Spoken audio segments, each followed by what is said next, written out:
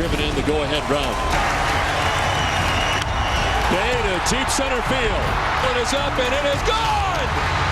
Two-run home run for Jason Bay to tie the score at 4.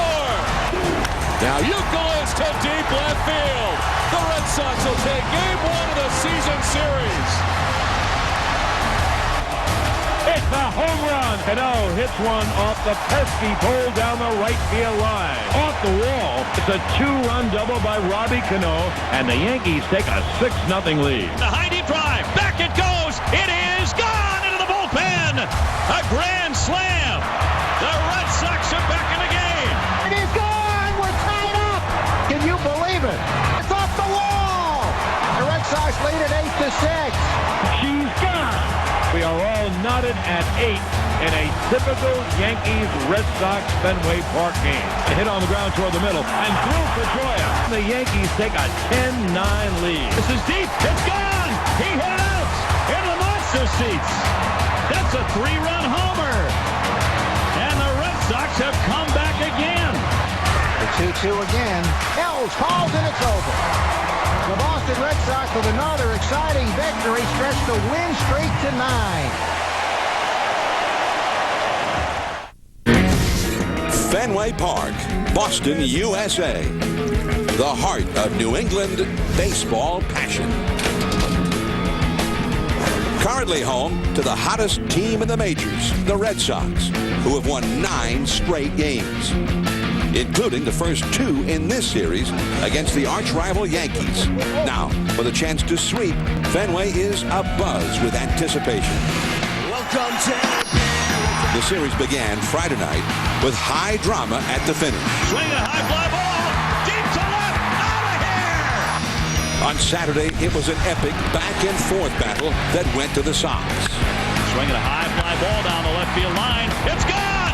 He hit it out. Now, it's 2 heavyweights, toe-to-toe again. Yankees, Red Sox, on a Sunday night in Boston. Ricky's going.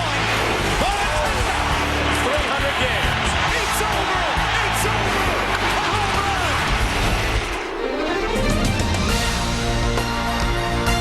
It has felt like mid-July here in New England this weekend. Great baseball weather. It's Sunday Night Baseball, presented by Taco Bell.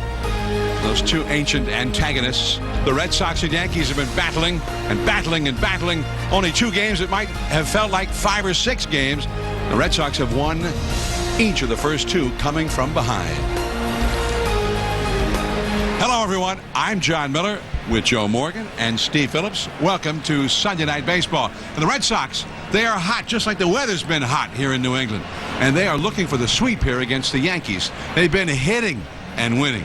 They were down 6-0 yesterday, and they won 16-11. They were down 2 with 2 down on Friday in the 9th inning against the great Rivera on the mound, Joe. And they won that one. We know this club can hit. Well, you know, in the last few years, John, when we come here, we'd always talk about Manny Ramirez and David Ortiz and the supporting cast. Well, now the supporting cast are the lead players now. If you look at Mike Lowell, he leads the American League in RBIs at the start of the day. He had 22. He drove in 6 runs in yesterday's ball game. And then you go to Kevin Euclid. He finished 3rd in the MVP voting last year, drove in 115 runs last year, and he's also off to a great start now. He's become one of the better hitters in the game. And then you have the reigning MVP, Dustin Pedroia, who is also contributing. You have Jason Bay contributing. But guess what? They still need Big Papi, and they're going to need that left-handed bat if they're going to continue to play well. All right, so Big Papi's still looking for his first home run of the year. Now, Steve, the Yankees pitching has been bad. Bad time to play a team that's hot. They have allowed 7 runs per game so far this year. 3 times they've given up 15 runs or more. 16 yesterday. 22 at a game in Cleveland last week. I get a chill down my spine even thinking about it. But in the midst of all this pitching nightmare is the veteran Andy Pettitte. And he has pitched well, and he hopes to be the stopper here tonight. Well, they have the right guy on the mound, no question about it. Andy Pettitte, a veteran of this rivalry, 16-8 with a 3.74 ERA against the Boston Red Sox in his career. The 4th winningest pitcher in the rich history of the Yankees organization. He has been the stopper this year, the best starting pitcher. You know, the Yankees, John talked about the runs. The Yankees have the worst ERA in all of baseball. But they need Andy Pettitte to do what he's done so many different times before, and that's put an end to a losing streak. 23 previous times he started a game in which the Yankees faced a sweep. In those games, he's gone 17-1. That is the definition of a stopper. They need Andy Pettitte to step up and get the job done and put an end to this losing streak. All right, so it should be fun. Pettitte on the mound up against rookie Justin Masterson. Well, he's not a rookie now, but he's still very young. Justin Masterson. And Masterson's ready to go. He's going to throw the first pitch to the Yankees. Derek Jeter coming up second. Teixeira third. Masterson against the Yankees. First pitch of the game when we come back to Fenway Park.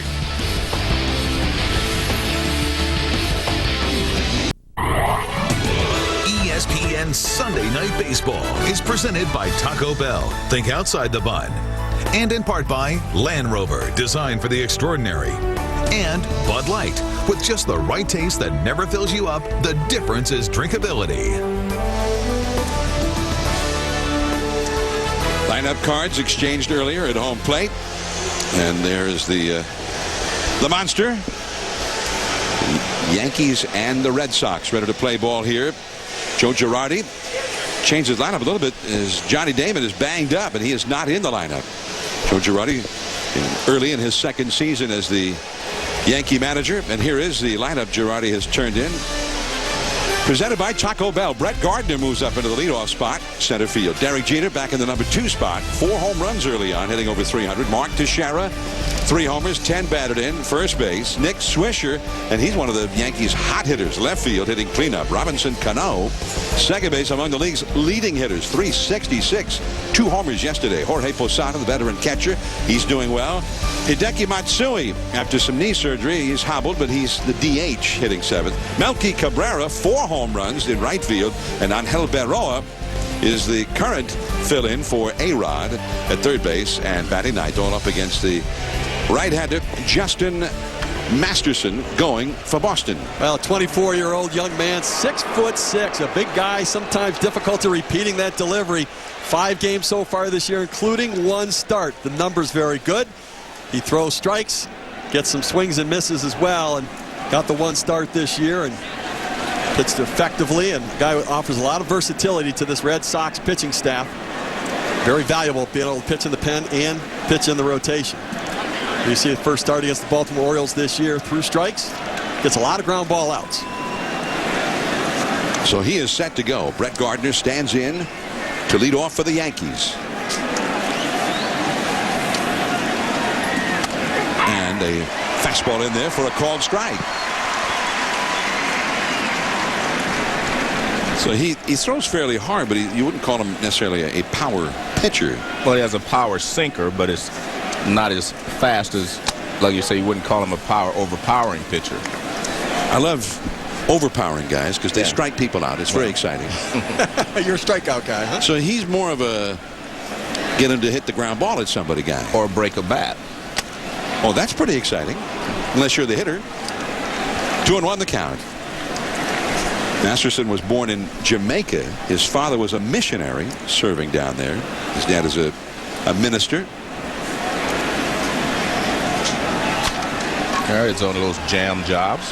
The ground ball, and Nick Green throws out Brett Gardner. 1 away. John, let's take a look at the defense behind Masterson. Ellsbury in center field. J.D. Drew and Bay. Pretty good outfield. And on the infield, you have Gold Glove winners at first, second, and third, and Pedroia won one last year. Lowell and Euclid have won Gold Gloves in the past. And Jason Varitek, also a Gold Glove winner. There was a time in the offseason that it looked like Varitek would not be behind the plate for the Red Sox this year. Jeter, and a fastball, 94 miles an hour in there for a strike. With a little tail, you see, that's why I say he jams a lot of hitters. He jammed Gardner, and that ball there just tailed in on Jeter. Jeter off to a very nice start, and the slider is too high. 1 ball, 1 strike. He got 4 home runs and hitting just over 300, and he and Robinson Cano, the middle infielders, have combined for 9 home runs already the first 17 games. That's a foul into the seats, and a ball and 2 strikes. Those 9 home runs tied for the most in the major leagues with the Toronto Blue Jays middle infield. Marco Scudero and Aaron Hill, 2 surprising guys swinging the bats for the surprising Blue Jays this year. Is that pretty much the way you had seen it when the season started? That Hill and Scudero would be the ultimate measure as to how well you're doing. I did not see that coming. Pedroia, after a long run, got there and throws out Jeter. 2 down. Now Teixeira. And we'll listen in here. They were booing him on Friday. 35, Mark Teixeira. I don't think that's any more than they boo the rest of the Yankees. I mean, they boo Jeter, they boo A-Rod, they boo everyone, all Yankees here. Teixeira, the Red Sox apparently made him a very lucrative offer to come play for them instead. And there's ball 1 to Teixeira. Although everybody in Boston seemed to be very happy with the way it turned out because he did not come here. Mike Lowell is still at third base. Here's Theo Epstein, the general manager of the Sox, and the ball is up and away. It's 2-0 to the dangerous Teixeira. If Teixeira had come, he was going to play first base, and Youkilis would have to move to third. And where would Mike Lowell be? Well, they saved themselves $180 million as well. So they have a good infield, and they've saved money. But their plan all along was to trade Mike Lowell. I mean, that was the plan. Theo Epstein coveted Mark Teixeira. He's that on-base percentage guy, that defender, 28 years old, prime of his career, quality offensive player. Okay, yeah, and you know, but I have to say, I don't think the fans booed nearly like you'd expect them to boo somebody who turned down $170, $180 million. I have a theory as to why they didn't. Mike Lowell. Yeah, they love Mike Lowell here. And they love guys who produce, and Mike Lowell is producing more than any RBI man in the American League at the moment. In fact, he's got 22 batted in, and Teixeira has 10. So they got Lowell, and Teixeira went to the Yankees. And they kept $180 million. We keep forgetting the big part there. And that's all for Teixeira. Foul tip into the glove of Varitek. Now, the Red Sox riding a 9-game winning streak coming up against the veteran Andy Pettitte.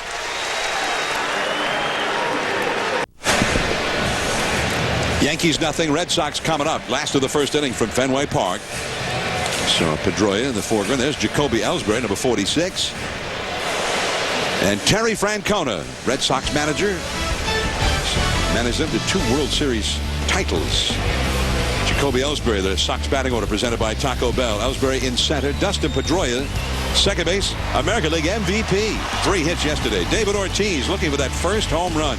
The DH, Kevin Youkilis, leading the league in batting, .444 average. J.D. Drew in right field, 3 home runs. Jason Bay in left field, one of the heroes here Friday, 16 batted in. Mike Lowell leading the league in RBIs at third base. Jason Varitek, grand salami yesterday, hitting 8th. The catcher, Nick Green, a one-time Yankee, is filling in at shortstop, batting 9th. Up against Andy Pettitte, and Pettitte is ready to go. Pettitte versus Jacoby Ellsbury. There's that familiar look from Pettitte, and it's in there for a called strike. And Pettitte, while the Yankees' team ERA is 6.41, his ERA is 2.53. Not many strikeouts, however. That one is over the head of third baseman Berroa. Hurried back in by Swisher, so Ellsbury with a solid single to left. Well, Andy Pettitte has pitched very well this year, but he is facing a lineup that he has had a lot of difficulty shutting down in the past. Other than Dustin Pedroia, just about everybody in the lineup has put up big numbers against Andy Pettitte. Take a look at how he has fared against this Boston Red Sox lineup. We talk about 16-8 in his career with a 3.74 ERA against Boston, but the last few years, the Red Sox hitters have had Pettitte's number. Ellsbury, his .500 average went up a little bit, and here is Dustin Pedroia, but the only guy in the lineup who has not done well against Pettitte, and that's in there for a called strike. Well, he got a high fastball up to Jacoby Ellsbury, and he just went the other way with it. And Pettitte, as we know, needs to keep the ball down. Pedroia, 1 homer so far. Pedroia got off to a very slow start, but on this homestand where the Red Sox have been winning every day, he's had 15 hits in 31 at-bats. And he can get hot as anyone ever. I mean, he can go 20 for 30, 30 for 40. I mean, he's that good the last couple of years. He's had some real hot streaks. I remember his rookie season, Terry Francona had told him, listen, don't worry about your average. You're in there. And at the end of April, he was hitting about 150. Right. And Francona said, you know, I told you that you were going to be in there, but you're kind of testing my veracity on that one. But then the rest of the year, he was hot and won the Rookie of the Year. That's up and away from Pettit. There's an interesting story about that Rookie of the Year. He was hitting a $180, and he was doing a signing in Medford. And one of the guys came up and says, I want you to sign this ball, Rookie of the Year. And he said, are you kidding me? He said, no, I want you to sign it. And he talked him into signing it. He said, but if I do, I want that baseball back. So he won Rookie of the Year, and the guy brought him and gave him the baseball back. I mean, can you imagine ask someone for the Rookie of the Year when you're hitting a $180? And that's a strike call to the outside to Pedroia. He didn't think so. One of the things to keep in mind in this game, Andy Pettit's kind of reinvented himself a little bit, a lot like Mike Messina had done. Pettit used to throw that cut fastball in on the hands of the right-handers almost exclusively to get the big outs, but now going to the two-seam fastball, using the curveball and changeup much more than he has in the past. Ellsbury very fast at first, but Andy Pettit is an impediment to base stealing. Well, he has a great move, and you have to be able to you have to be a good reader, let's say, of pitchers to be able to figure out his motion. But when Joe Girardi said it's more just with Pettit, it's more just he's matured as a pitcher, changing different things as he's gone along the last few years. Tried the curveball there and missed with it. More, he used to throw the cutter, as Steve said, inside. Now he sinks the ball a little bit more change-ups and more curveballs. He said he feels like that's just part of, changing because the guys have gotten such good looks at you for the last 10 years. Pettit has such a good move. I don't know if he can really figure out what he does. I think when guys steal, oftentimes they'll go on first move, take a little shorter lead, and just hope he goes home and take off on the first movement. That one into the big part of the yard, and Gardner takes it. Ellsbury went back to tag up, bluffed towards second, and there is one away, and the batter will be David Ortiz. Well, we should get a good look at David Ortiz here because Pettit can't overpower him with the fastball, and David Ortiz has been a little late on some of the fastballs lately, but he told me before the ball game that he felt good. He said it's starting to come around, and today will be a good test for him. Ortiz has not hit a home run this year through 69 at-bats. It's the longest homerless streak to begin a season since 2009 years ago, when he did not homer until his 90th at-bat at the start of the year for the Minnesota Twins.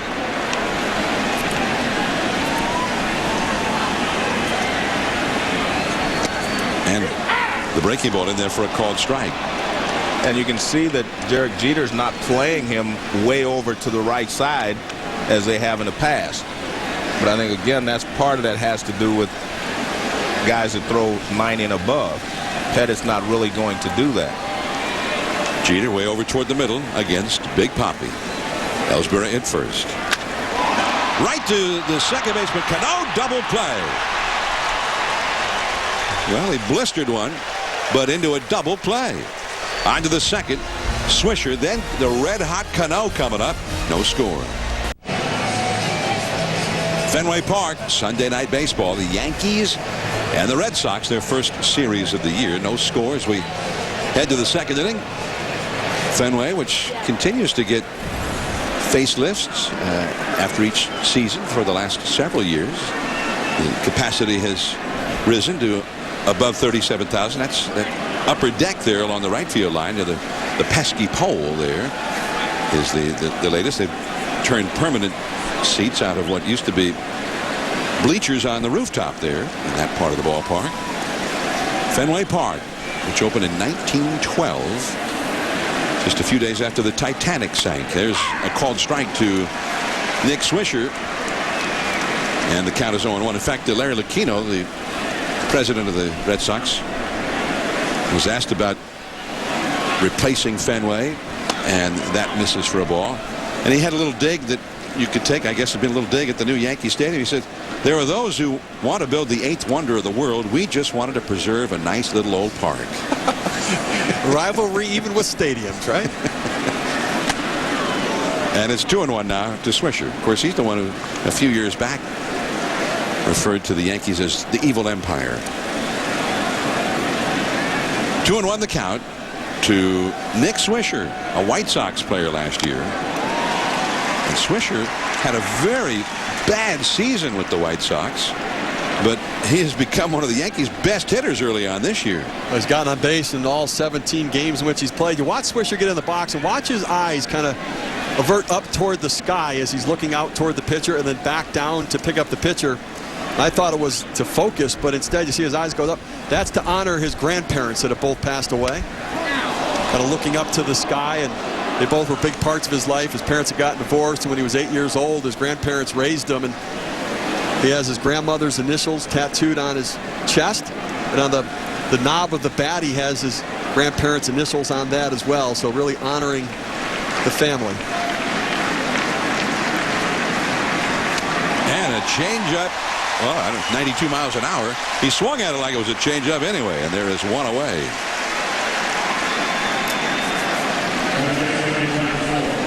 Last night, Robinson Cano, a game that actually began yesterday afternoon, had the 2-home-run game.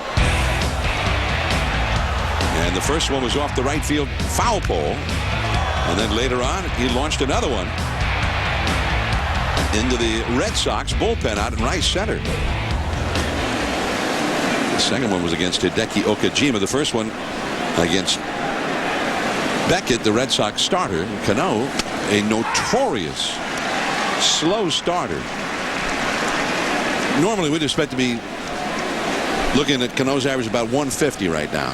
Well, he got a chance to play in the WBC, and he also played some winter ball, but he may also made an adjustment in his stance. He didn't open up so much as he just moved his front foot back a little bit. And he said that way he doesn't have to throw himself in his front side into the pitch. And that I noticed that more in yesterday's game, the home run he hit, especially on the ball inside. He did not have to open up to do it. He was already there. And that slider, that's a fair ball. Cano never left the batter's box, so he's an easy out. 2 men gone. Monday Night Baseball on ESPN at 7 Eastern.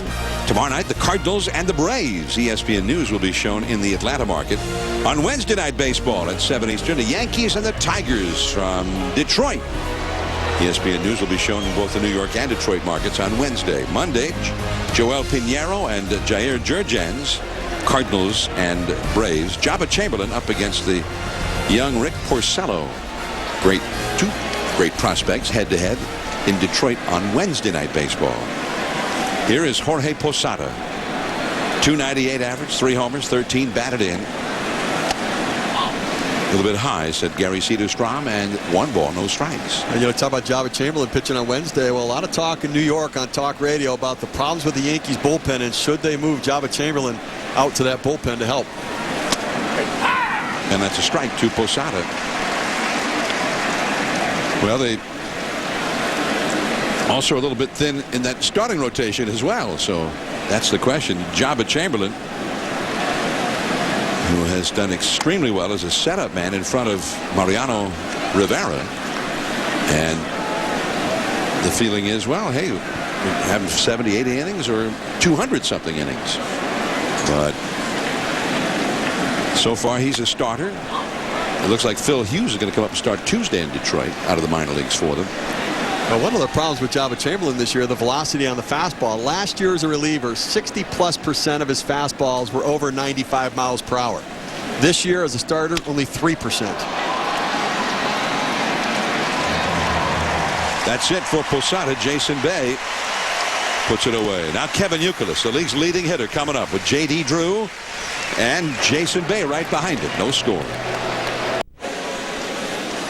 Yankees nothing, Red Sox nothing as Kevin Youkilis leads off for the Red Sox, leading the American League in hitting.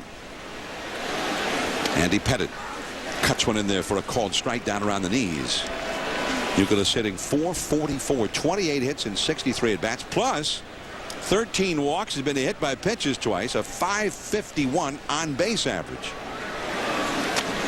And that is off the outside. Sometimes it's not just getting the hits, it's when you get them. Friday, extra innings game tied against Damaso Marte And that sent everyone home happy here in Boston's Back Bay. A booming home run from Youkilis. And the Red Sox won game 1 as Youkilis pulls one foul. And that was a game where Jason Bay had hit a 2-run homer in the bottom of the 9th inning to tie the game with 2 down in the first place. And that is the kind of stuff that doesn't happen all that often. Not on the same night, a game-tying home run and then a game-ending home run a couple innings later in extra innings.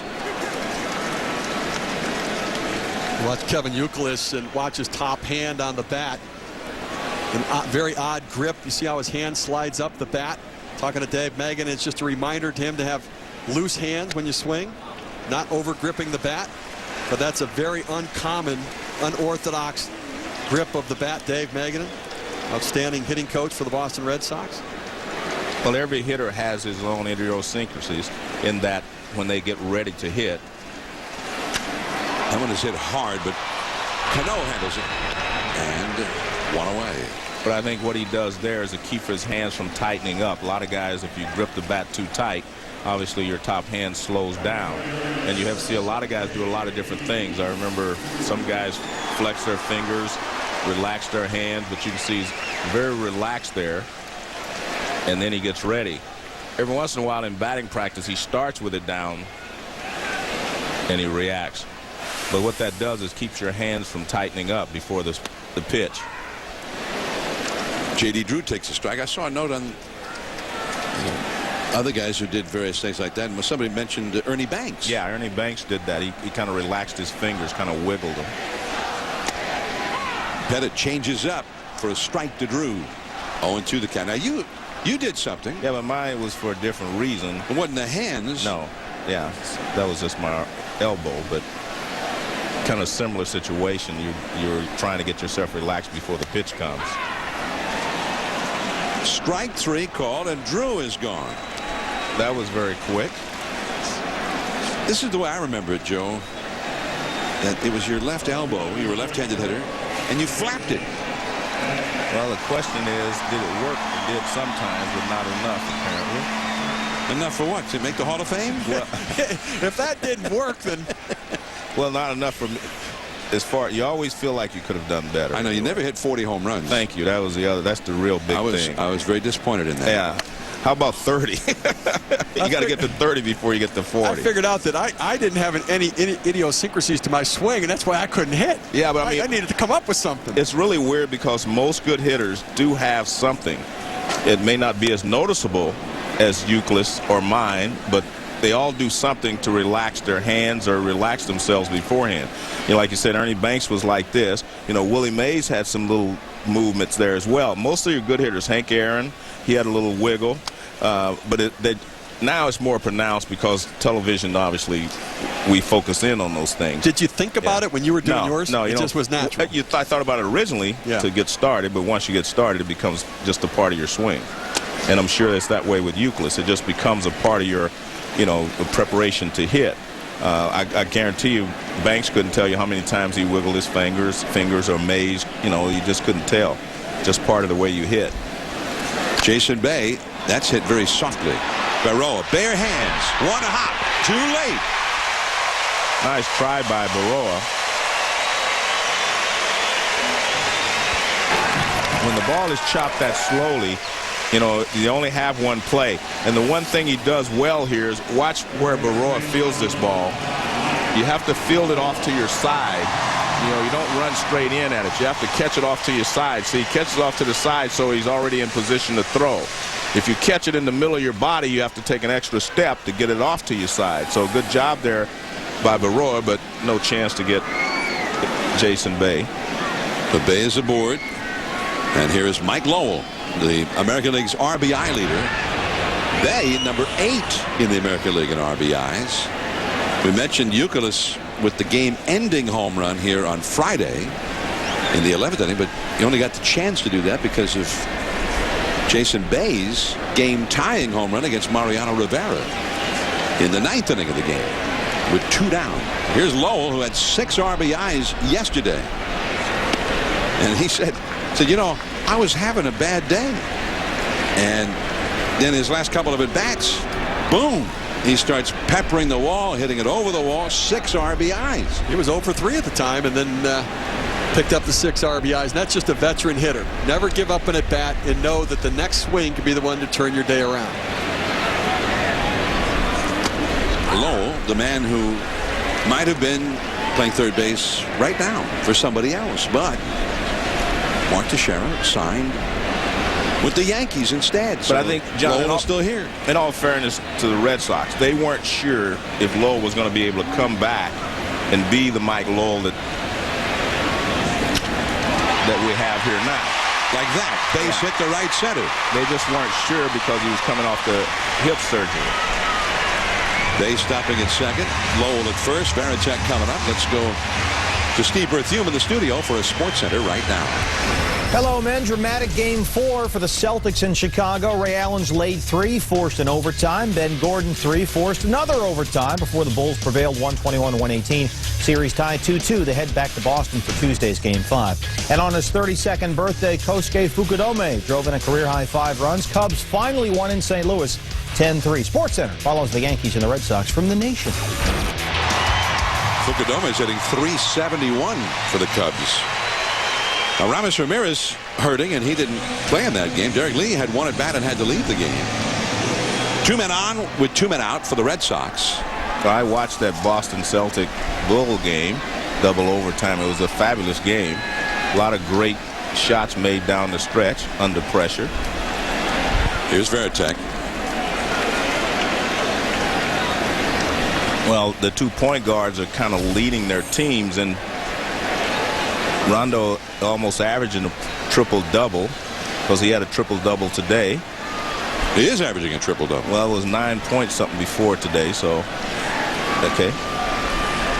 And there you see Derrick Rose, 19.5 as a rookie, so in Rookie of the Year, we might add in the NBA. But it was a great basketball game. I just enjoyed it immensely. I know you were probably walking in the park today or something, but because it's such a warm day here, but great basketball. You didn't even tell me that the game was on. Well, it was a great game. It's just like a little secret between you and Steve. Great game. Don't tell John, but there's a basketball game. Could be a good one. It was exciting. Celtics just couldn't get a shot off before the buzzer at the end. Jason Varitek. It's like it's baseball season now. Yeah, but it's the big NBA season, the playoffs.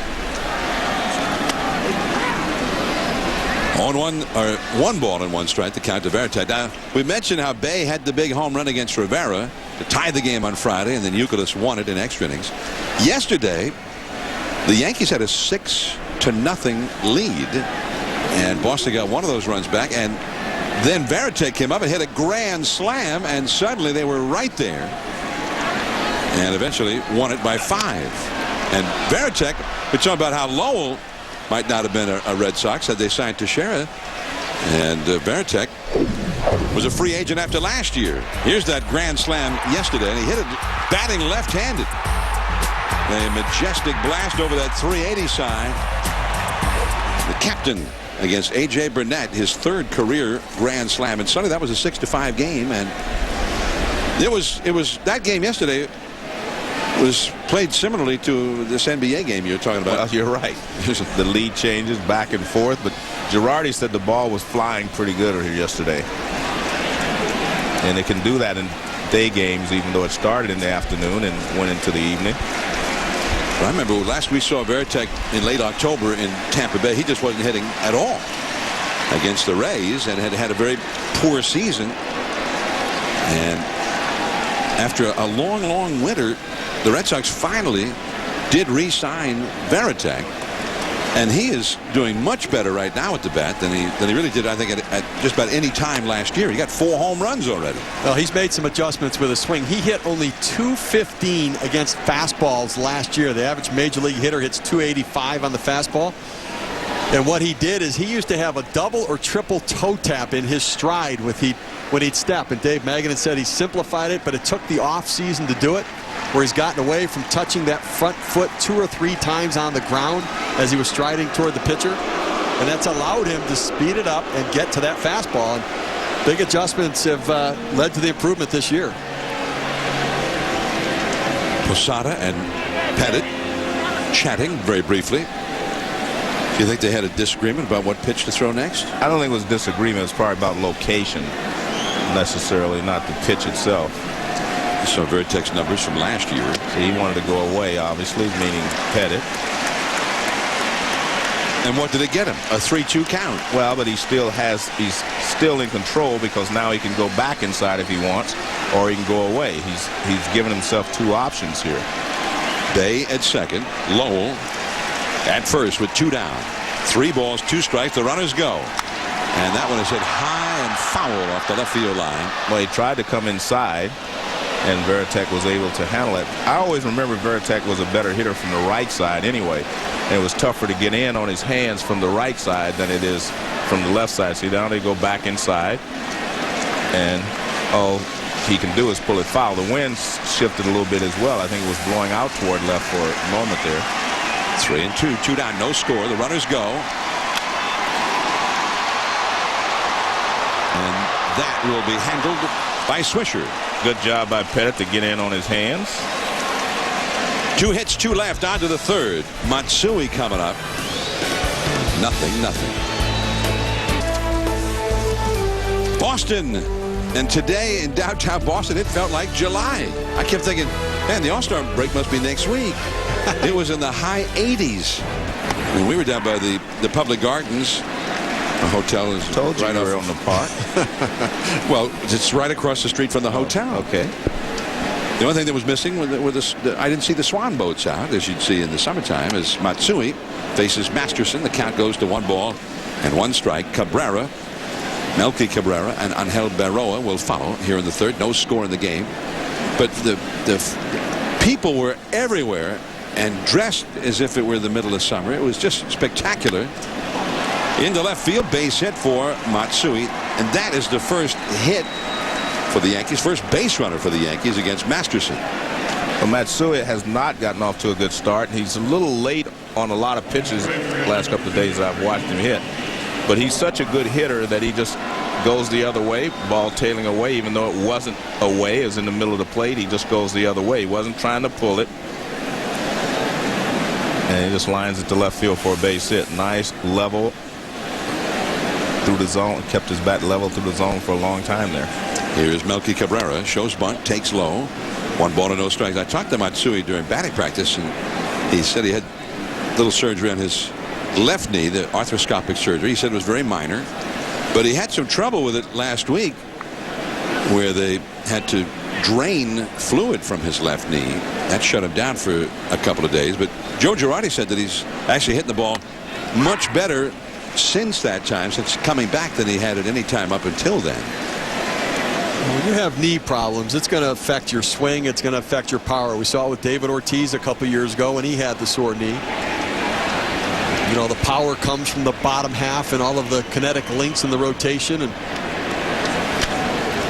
you have problems with that, it's going to affect your swing and your power. Well, I was asking him, I said, well, now which knee was it? He pointed, he said, here, the left knee. And then he pointed to the right knee. He says, that was 2 years ago. I had that one done. So both knees have had surgeries here in the last couple of years. Youkilis on the bag with him at first. The middle infield pulled in a bit. Double play depth. And under the glove of Lowell. That one hit a soft spot. And instead of a big hop that he was expecting, it just stayed down. And that may be one of those times where that hip surgery did bother him, because he did not get down quick enough. But you're right, it did. It was bouncing, then all of a sudden it just stayed down. Mike Lowell, one of the better third basemen in baseball.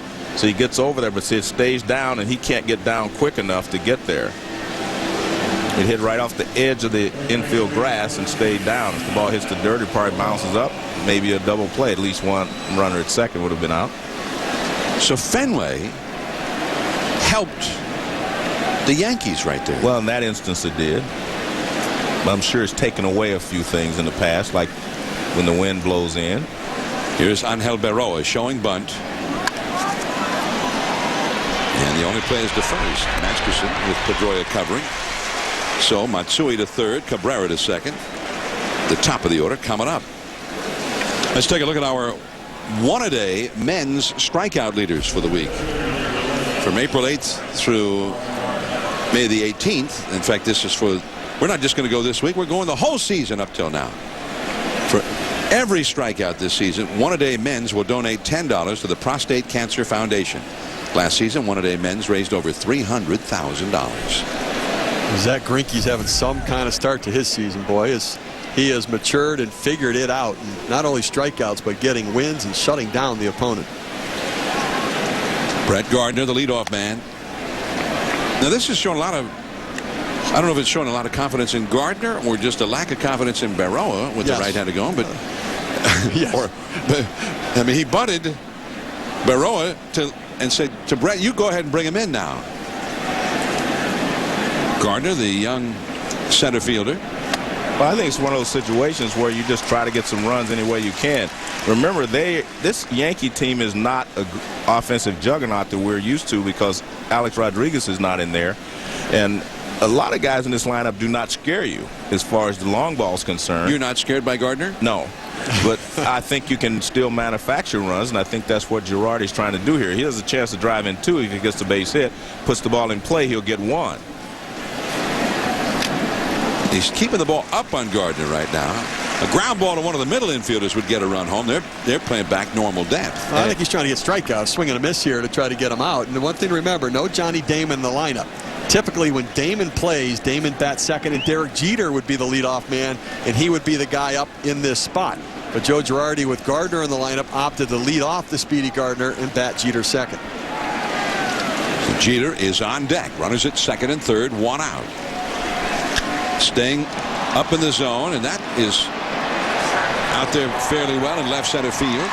Bay makes the catch, and here comes Matsui scoring easily.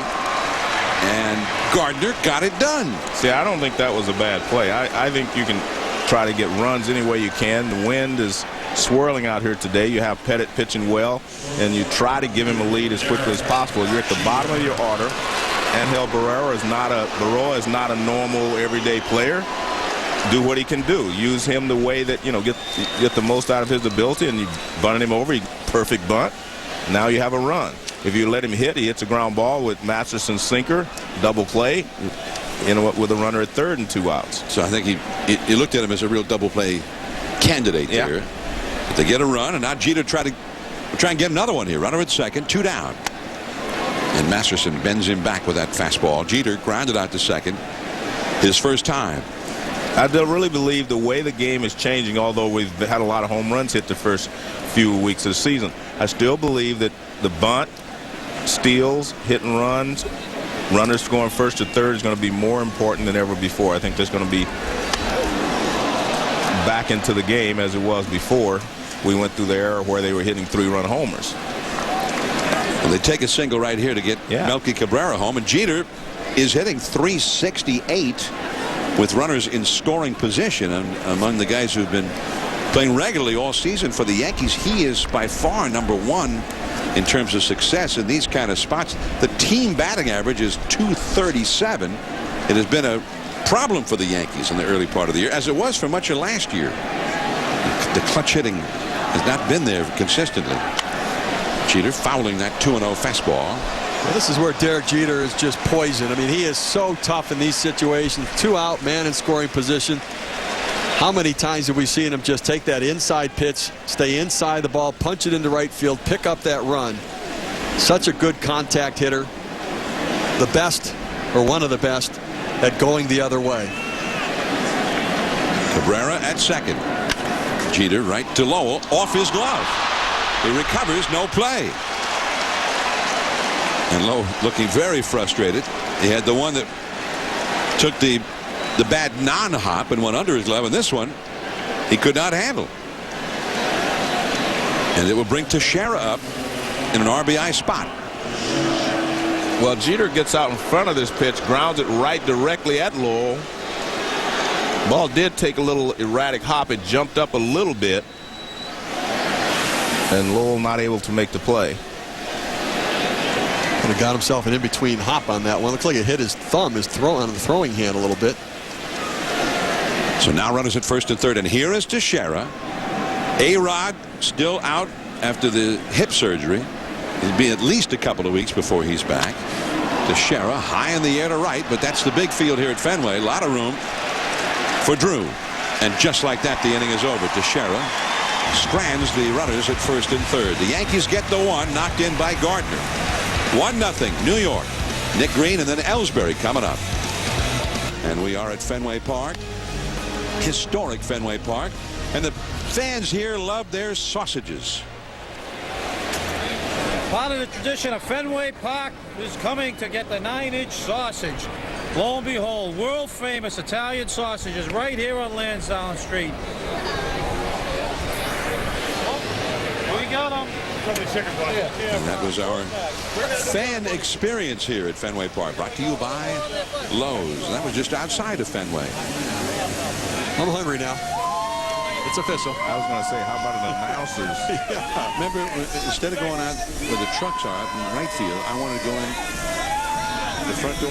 That's where those sausages were. But you said no, we have to go. Let's go in out here. It's all your fault, Joe.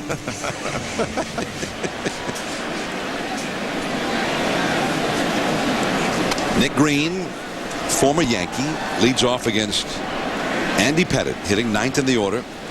The Red Sox had a hard time keeping shortstops healthy so far this year. Lugo's been on the disabled list all year. The ball bobbled at third by Baroa, and he does not get Green. Well, maybe it's just something. Maybe it's just a problem over at third base. Well, that was a tough play because it looked like it had a lot of topspin on it, and he couldn't charge it. He tried to just make the catch. You have to try to either charge it and catch it on the short hop or back up, and he couldn't do either. He was just right in between, and so it was a very difficult play. He got his body in front of him. To watch the topspin there. See right there, now the ball jumps at him. There's nothing he could do. He couldn't come get it, and he couldn't back up enough to get it on the big hop. So you just have to rely on your hands here and try to make the play, and you see he was trying to do that and just couldn't get it done. You know, Baroa was a one-time Rookie of the Year in the American League when he came up with Kansas City as a shortstop. He's always been a shortstop. And Baroa, before yesterday's game, he played third base here yesterday, had a grand total of 1/3 of an inning of Major League experience at third base. But the ball gets on you a little more quickly at third base than at shortstop. The reality is you can't hide anybody in Major League Baseball. It doesn't matter. They'll find the guy that's only had 1/3 of an inning. Ellsbury, the leadoff man, after the error by Baroa. They had Cody Ransom, who also used to be primarily a shortstop, and he was the man filling in for A-Rod when the season began. They're 3 deep now on the depth chart at third base. You know, A-Rod, Ransom, and now Baroa, just like Nick Green is the 3rd on the depth chart for the Red Sox behind Jed Lowry and Julio Lugo. Lugo is supposed to be back tomorrow. He had 2 more hits in a minor league rehab game today. Theo Epstein, the general manager of the Sox, I saw him before the game, and he said, "Oh, he's ready. He looked fine today. He'll be in there when the club plays tomorrow night in Cleveland." There's Theo. And they made a move today. They brought up a pitcher. They're a little short-handed in the bullpen, so Michael Bowden is here if they need an extra arm for the pen. Pettitte wheels to second, and Jeter will hang on to it there. Low throw. He gets Nick Green for out number 1. Pedroia coming up. Well, let's take a look at Dustin Pedroia. He's a unique hitter. I mean, he swings hard like a big slugger, but he also has great control enough to hit for a higher average. But I mean, he just slugs. I mean, his swing is long like a slugger, and now he shortens up to go the other way. You see, he does that much better than the long swing, and that's why he's able to hit for a high average. I don't think of him as a home run hitter, but he can't hit the ball out of the ballpark because he's so aggressive in his swings. But when he gets 2 strikes, he will go back through the middle. He shortens his swing and will go the other way, and that's why he was able to hit for such a high average last year. When Pedroia first came up and people would first see him, the reaction was always the same, as if to say, this guy's trying to hit a home run every swing, isn't he? Well, he had a longer swing then, too, John. I remember the first time I saw him, I said, you're going to have to shorten that swing, young fella, if you're going to be successful. He had a longer swing. He has shortened it a little bit, but he's also so confident in his ability that he just never gave up. He just kept working hard, and everything kind of fell in place. And like I say, no one can stay hotter than he can. I mean, he can just get hot for a week at a time, month at a time, and just keep going. Second in the league in batting in his MVP season. Led the league in hits, in runs, in doubles, 54 doubles, plus 17 home runs. So he had 73 extra base hits. Now Fenway is a pretty good place to hit extra base hits. This park works very well for him because his fly balls, and he will hit a lot of fly balls because he swings at that high pitch. A lot of those fly balls will hit off the wall in left field here that may not be hit someplace else. But if he wasn't playing here, I think he would adjust and hit, you know, the ball the other way wherever he's playing. There goes Ellsbury, and Posada is too late. Well, I was sitting here watching Pettit, and I was thinking you should be able to read him because his move to the first base tells you one thing, and then his move to the plate shows you something different. But it's very difficult. See there, he gets his foot behind the rubber there. He has to go to home plate on that particular play. See, when your foot crosses the rubber, you have to go to the plate. And that's why I was saying you can read him if you know what you're looking for. And obviously, Ellsbury knew what he was looking for there. Good job by Ellsbury. So now Pedroia to try and knock him in. And Pedroia, who flied out to center his first time, has been hot during this homestand. You know, Pedroia's selection by the Red Sox in the draft in the first round really is a credit to them, because when scouts go out and watch them, they say, well, he doesn't have power, he doesn't really have speed, he doesn't have a great arm, but he's a baseball player. And the Red Sox didn't worry about tools, they worried about the ability to play the game, and he can clearly do that. In the dirt, nice save there by Posada.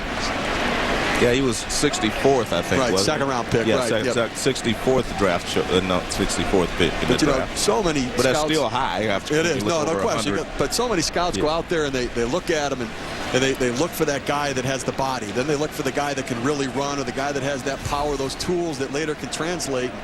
You see, Rookie of the Year, 1-year MVP the next season. Pretty good class of baseball players to be in right there. There's another class, too, that is almost as good as that one, and that is winning Rookie of the Year and MVP in the same year. Freddie Lynn did it, of course, in 1975. Ichiro did it. So those guys, I mean, that's pretty special to have one of each that quickly in your career. Well, Pedroia hit .317 in his Rookie of the Year season with 8 homers. .326 last year, 17 homers. And again, I think the power, the doubling of the home run is more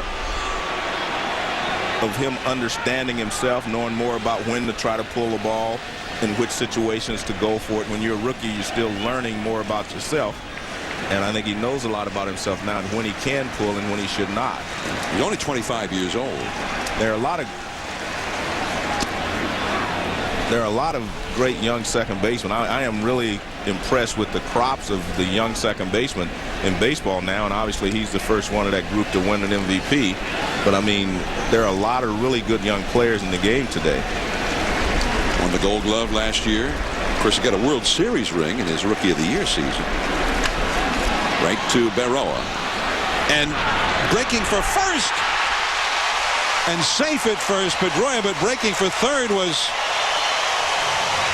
Ellsbury, and Ellsbury got a long lead off of second base, and Berroa did not make him go back. But Joe, it looked like Berroa got distracted by Ellsbury there. Well, but in my opinion, it doesn't matter there, though, because there's already one out, John. So you throw it first, that would get the second out. I thought that Teixeira got distracted. Now watch this. I think maybe both of them did. So he looks him back. He did look him back, and then he threw the first. And Teixeira, I think, got distracted a little bit, because I've seen Teixeira come up with these throws. This is not that tough a throw for, you know, Teixeira to come up with. Now watch where it hits. See, that's not a tough play for a Gold Glove first baseman. And I'm speaking from an infielder's point of view, of course. You should throw it in the air, but you want your Gold Glovers to help you. So Berroa had 2 errors in the inning. And the Red Sox have runners at first and third with 1 out. Now you said looked him back. Normally you look him back, but he looked at him. Yeah, he looked at him. But he didn't look him back. Well, he didn't go back. That's why I think it did not distract him, because he immediately threw the ball at first base. But again, I mean, look, I'm an infielder, so I think the first baseman is supposed to help you out on that play. But you're talking about the play at first base. Yeah. High fly ball to left. This is Swisher. And Ellsbury with great speed. And he'll score easily. Throw cut off by Berroa. And it's tied at 1. And there again, that just kind of shows you what speed can do, you know, by him getting to third base. Normally on a ground ball at third, you go back to second and stay there, and he wouldn't have been able to score. But by forcing the issue there, either way, whether he forced Berroa into throwing it low or whether he affected Teixeira, he still got to third base, and that's what speed can do. Okay, but what I'm saying is forget about first base for a moment, and you've explained it. Good point. And I think Teixeira should have had it. But if he'd gone after Ellsbury at second base, Ellsbury was dead. He was 20 feet off the bag. But you can't see that, John, when you're looking at, you can't see how far a guy's off the bag when you're in the same line that he's on. And you look to see where he is. You're making sure he's not running. That's all your job is to do there. And you throw to first base, that's the second out. Now it's 2 outs. It's hard. So he couldn't see how far off the bag. You can't tell. We can see it. Yeah, we can see it. Now watch. He'll grab the ball, and he doesn't have time to see where he is. So he's not that far off the bag right Well, here. right there he is. Yeah, I think he was far off the bag. But Berroa shouldn't care either way. Exactly. Get the second out at first base, and even if Ellsbury gets the third, you've got 2 outs with a man at third. Yeah, it doesn't matter. That's the way you're supposed to make the play. But I didn't think he was that far off. Let John see again. Let's look at that again. He wasn't off far when it began, and then he got further off as the ball got to Berroa. All right, let's see here. Now, see, you can't throw to second base on that play right there. You can't, because you can't tell if you can get him. Now, if you throw to second, don't get anyone. The key is just with 1 out, get the guy out at first. The ball pulled foul by Youkilis. 1-2 the count. Yeah, but like John just said, watch, he'll take a look. He definitely looked at first and second base quickly there. See, he's looking at him, and now he comes back and just, he doesn't make a good throw. I mean, we can look at this any way you want, but all he has to do is make a good throw, and there's 2 outs, and on Poppy's fly ball, the inning's over. Now they've got Pedroia picked off, and Jeter tags him out on the throw from Teixeira. Andy Pettit, and he's done that so many times over the years. 1-1 onto the 4th inning. Back at Fenway, on we go to the 4th inning. Yankees won, Red Sox won. The Sox getting an unearned run in the 3rd against Andy Pettit. And then Pettit, with the league's leading hitter at the plate, picks off Dustin Pedroia to end the inning, as Pedroia was trying to get himself into scoring position for the red-hot Youkilis. Andy Pettit closing in on 100 pickoffs in his career, more than any other active pitcher. Nick Swisher, the cleanup man for the Yankees, facing Masterson, and that slider is inside. So let me ask you this: that stolen base attempt, would you rather have Youkilis hit with a runner on first and 2 outs, or lead off the next inning? Was that a risk worth taking? I think it is. Yes, I think it is. In the game that's 1-1, I think it's a risk worth taking. So my thing is, Pedroia's not a great base stealer. Well, it depends on who you're talking about. Yeah, but you got Pedroia, who's not a great base stealer. You got a tough move from Pettit. Well, yeah, if you add all those elements, you're correct. But no, I thought you meant, would you rather have a base stealer steal second, or attempt to, or leave him at first base? You know, you've got the hottest hitter in the game in Youkilis, who could hit a double and score him. I'd rather have him hit with runners on base than lead off the next inning and take the risk of him getting thrown out at second. Well, he's not a base stealer, so that answers your question right there. If you're a base stealer with 2 outs, you steal second base. If you're not, I mean, if you're a guy that's just running, then that's a different story. Because if you're asking me if Maury Wills is his first base, go. and Youkilis is hitting, what would I say? I'd say go Maury, right? Well, I know Maury Wills, and Dustin Pedroia is no Maury Wills. I love Dustin Pedroia. No, you're right. I mean, you're 100% correct there. Yeah. Although he stole 20 bases, he only got caught once last year, right? Yeah, I mean, so his percentage was real good last year. So he's got caught that 1 time already this year now. Well, Pedroia has been caught 3 times already this year. Yeah. Stolen twice and been caught 3 times. Well, maybe he thinks he's Maury Wills. Well, I mean, listen, Dustin Pedroia, you got to love him. Oh, yeah. But there's no telling him he's not a base stealer, right? Okay. I mean, he stole 20 out of 21. 20 out of 21, He's that's a base pretty good. stealer, right, in his mind, until somebody throws him out enough to tell him that he's not anymore. Well, see, 20 stolen bases doesn't make you a base stealer. No. Just like people think that 15 to 20 home runs makes you a home run hitter. That's not true. He puts Swisher away with the high hard one. Second straight time he struck him out. Well, you take a look at Dustin Pedroia on the leadoff against Andy Pettitte, and I think he's going on first movement right here. I don't think he's reading his delivery. I think he's going and didn't get a great break on the first movement. Pettitte hangs up a little bit. Teixeira does a nice job coming to meet the ball. And Derek Jeter a little bit late getting to the bag. You see Pedroia shortened his lead, almost leaned back like he's going to fool Pettitte that he's nothing to worry about. But Teixeira does what he should do and shortens the distance on the pickoff throw. Jeter a little late getting there, but Pedroia tries the swim move, kind of like a defensive tackle trying to arrest the quarterback, but couldn't get in. Well, was there a breakdown there? You had a right-handed hitter at the plate. Well, should Cano have been the guy taking the throw there? Well, that's not when they pick a guy off. That when you pick it off, unless the second baseman can run way in quickly, you give it to the shortstop because it's a straighter throw. Okay. But you're right. Seemed like there was some confusion. Yeah, but I mean, if you're the second baseman, if he can jump in there, then that's what he's supposed to do. Jeter's got a long way to go. He's playing Youkilis to pull the ball toward the third baseline. But with 2 outs, Cano obviously wasn't playing that close either. But you can't, as a second baseman, you jump in, you do cut in quickly if you can. As Cano fouls one up onto the rooftop. 1 ball and 2 strikes. Cano grounded out to first his first time. Yankees got a run in the third, knocked in by Brett Gardner's sacrifice fly. And then a couple of errors by Angel Berroa and some daring on the base paths by Jacoby Ellsbury. And the Red Sox really stole a run. Just created a run out of thin air against Andy Pettitte. That's a shallow fly ball and too shallow for Ellsbury to get to it.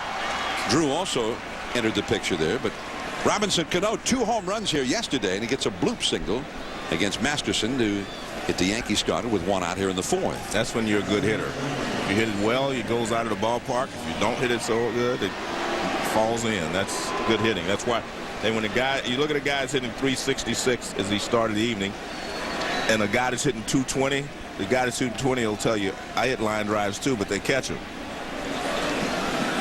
Well, Cano is aboard, and now Posada comes up. Posada talking about Cano, and he's just filled with praise for Robinson Cano, because he says what Cano is doing so far this April, and he commented how young he still is, but says he sees him doing this April, May, and finishing seasons with averages up around 360. He thinks he's going to win. He didn't say batting title, a batting title. He said batting titles in his career. And maybe the only thing that's held him back from doing that already has been the month of April when he hits 150 every year.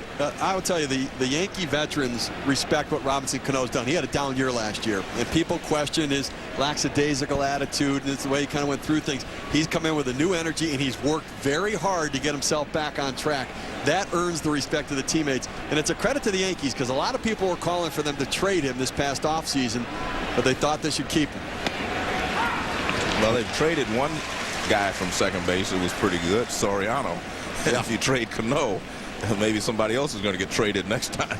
Well, there was a lot of talk, maybe, with Jeff Kent retiring in Los Angeles and Joe Torre out there with Larry Boa, that there was a fit there. Well, I think he fits a lot of places. Yeah. I mean, he's a really good player. But the Yankees need him as well. But he had the down year. The slow start was there, and then he never really got the red-hot streak that had been characteristic of his earlier seasons. Finished the year hitting under 300. Plus, he doesn't get that many walks, or hasn't yet in his career gotten that many.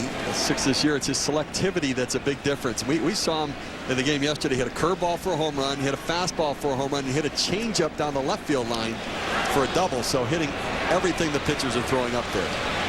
He hit 271 last year and had only 26 walks on top of that. So the on-base average is not very good. The kind of numbers that make people think, he might get traded. because he's not hitting 35 home runs. Posada pops this one up. Lowell in foul ground. Posada is 0 for 2. When this inning is over, we will be visiting with Joe Girardi from the Yankee dugout. The currently beleaguered Yankee manager, whose bullpen has been torn to shreds. Yankees bullpen with a 6.68 earned run average. The man who was their 8th inning setup man and doing well in front of Mariano Rivera, Brian Bruni. His right elbow is hurting him now. He's on the disabled list. They used 6 pitchers in relief here yesterday, and those 6 relief pitchers went a total of 3 innings. Gave up 5 hits, 4 walks, a hit batsman, and 8 runs allowed. The Yankees have allowed 22 runs in a game this year. They allowed 16 yesterday, 15 to Tampa Bay down in Florida, 10 against Cleveland on the opening day of the new Yankee Stadium, including 9 in 1 inning. So things have not gone well for the Yankees, and I mean, you can talk about A-Rod and how much they miss him, and how could you not miss A-Rod, one of the great players in the game today, but how many runs are you going to drive in?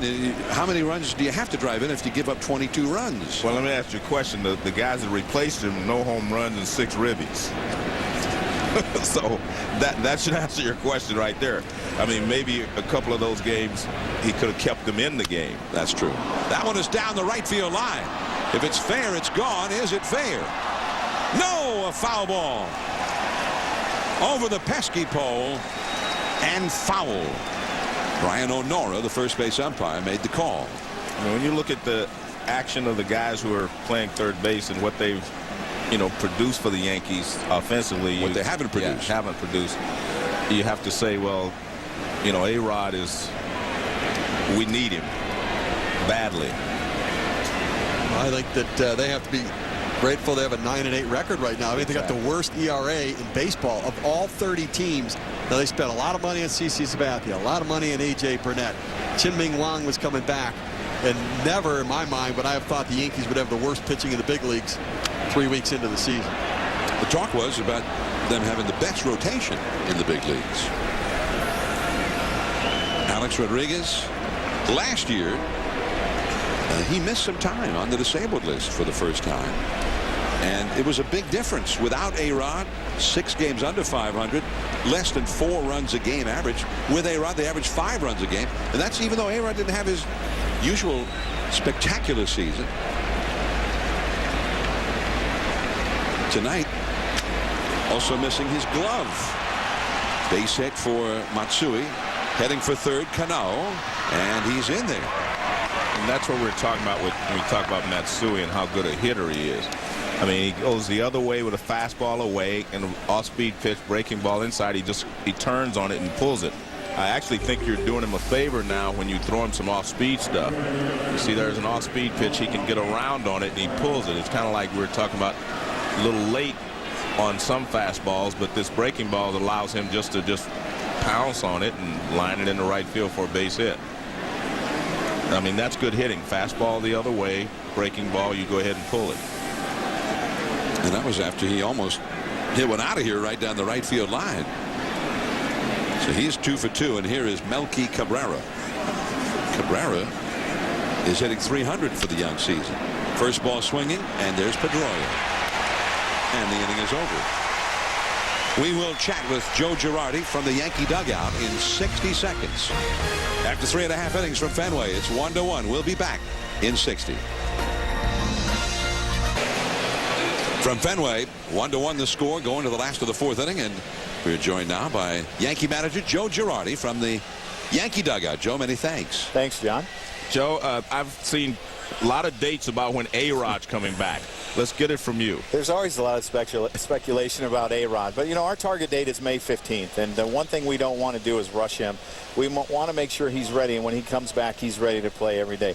If we get him back early, that's a bonus, but the target date is May 15th. You know, Joe, a lot of expectations for your pitching staff, both the rotation and the bullpen, a lot of money spent, but they've struggled so far this year. Where do you stand at this point with your pitchers? Well, I mean, Chin-Ming Wong has struggled a little bit, and we believe he has a weakness in his hip and in his glutes, and we need to get him strong, and that's due to the foot injury he had last year. A.J. has thrown very well, Pettit has thrown very well, and CeCe has thrown well at times, and we still really like our pitching staff. Bruni's going to be down for a couple weeks, but hopefully we'll get him back, and once we get all these guys back, everything will fall in line.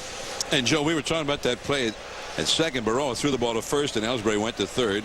How did you see it from down there? Did he throw to the right base? Oh, I think so, because you got a guaranteed out at first base, so I didn't have a problem with that. He just threw it low, and it ended up leading to a run. Well, that's just what the guys up here say. Hey, thanks, Joe. Thanks, guys. Thank you. Joe Girardi, many thanks. Well, he had our back, Joe. That's good. Exactly. Strike one to Kevin Youkilis, who was at the plate when Dustin Pedroia got picked off to end the third inning. And the count, 1 ball and 1 strike, facing Andy Pettit. Now, Pettit has been a big game pitcher, and it bears repeating. We've seen it in World Series play, League Championship Series, crucial matchups for the Yankees. And for a while with the Houston Astros, he helped the Astros get to a World Series for the only time in their history. Something you never helped them do, Joe. Okay. All right. Hey, if they'd have kept me there, we would have gotten in. How's You're that? such a failure, Joe. Yeah, how's that? But, John, I saw a note the other day about Andy Pettit, and I thought it was a great note. He passed Curt Schilling on the wins list. And there have been a lot of people speculating whether Curt Schilling is a Hall of Famer or not. He's got some World Series titles, et cetera, et cetera. And he's, has more wins than Schilling does, pitching, in tough situations and so forth. And then I even saw another note about Schilling. He's won 20 games 3 times, and there were guys like Dave Stewart, who's won 20 games 4 consecutive years and had 3 titles. And so you just wonder. And he's not in the Hall of Fame. Yeah, they're not in the Hall of Fame. They haven't gotten that close. So it was kind of interesting, because somebody said, well, do you think of Andy Pettit as a Hall of Famer? And I think that's a very good question. Yeah. And Jack Marsh was the other one I was trying to remember there. Has, 20-win seasons and World Series championships. And he was great premier pitcher in the American League for a long time back in the 80s. As down on strikes goes Kevin Youkilis, and that was a wicked-looking pitch from Andy Pettit. One of the things I was surprised with Youkilis last year is how many times he struck out, over 100 times. Because he's such a good hitter, and he goes the other way, puts the ball in play. But you see that he wanted a fastball up. Now he throws this big breaking ball down, and kept him off balance. Great pitch away. But I'm surprised at how many times he struck out. Well, he's one of the rare hitters that doesn't mind getting to 2 strikes. I mean, he's willing to work the count, and he sees so many pitches that he gets to 2 strikes, but there are times where he still doesn't shorten that stroke and put it in play. And that curveball to him is the new Andy Pettit. He used to throw 2-2 pitch. He'd throw that cutter in on the hands. Going soft with the breaking ball away is the adjustment that Pettit has made. And he goes soft again with that breaking ball in there for a called strike 2. To J.D. Drew, who was called out on strikes his first time.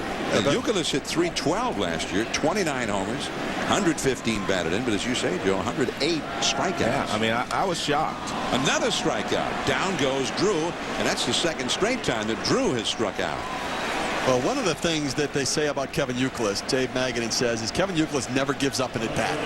And that intensity level where he just never has that lack of focus. J.D. Drew, so far tonight, has had 2 at-bats where he has not mentally been there and his concentration hasn't been right.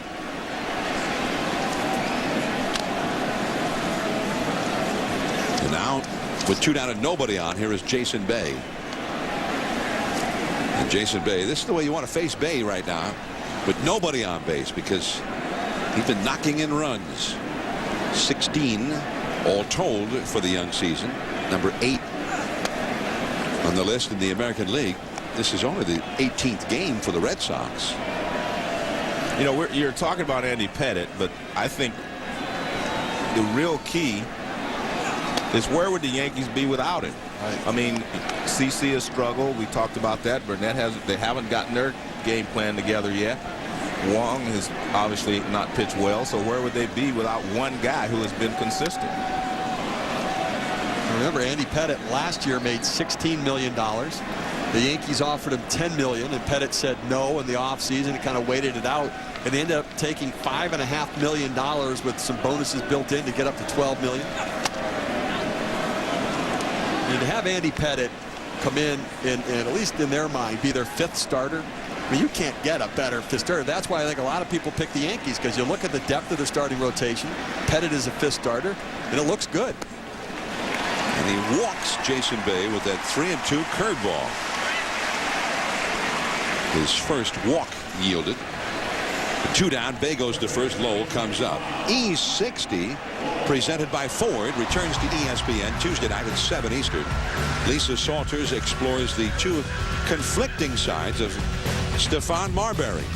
Then meet bodybuilder Greg Valentino, who talks about extreme steroid use. And Matthew Stafford picks up some fashion tips from Maria Sharapova.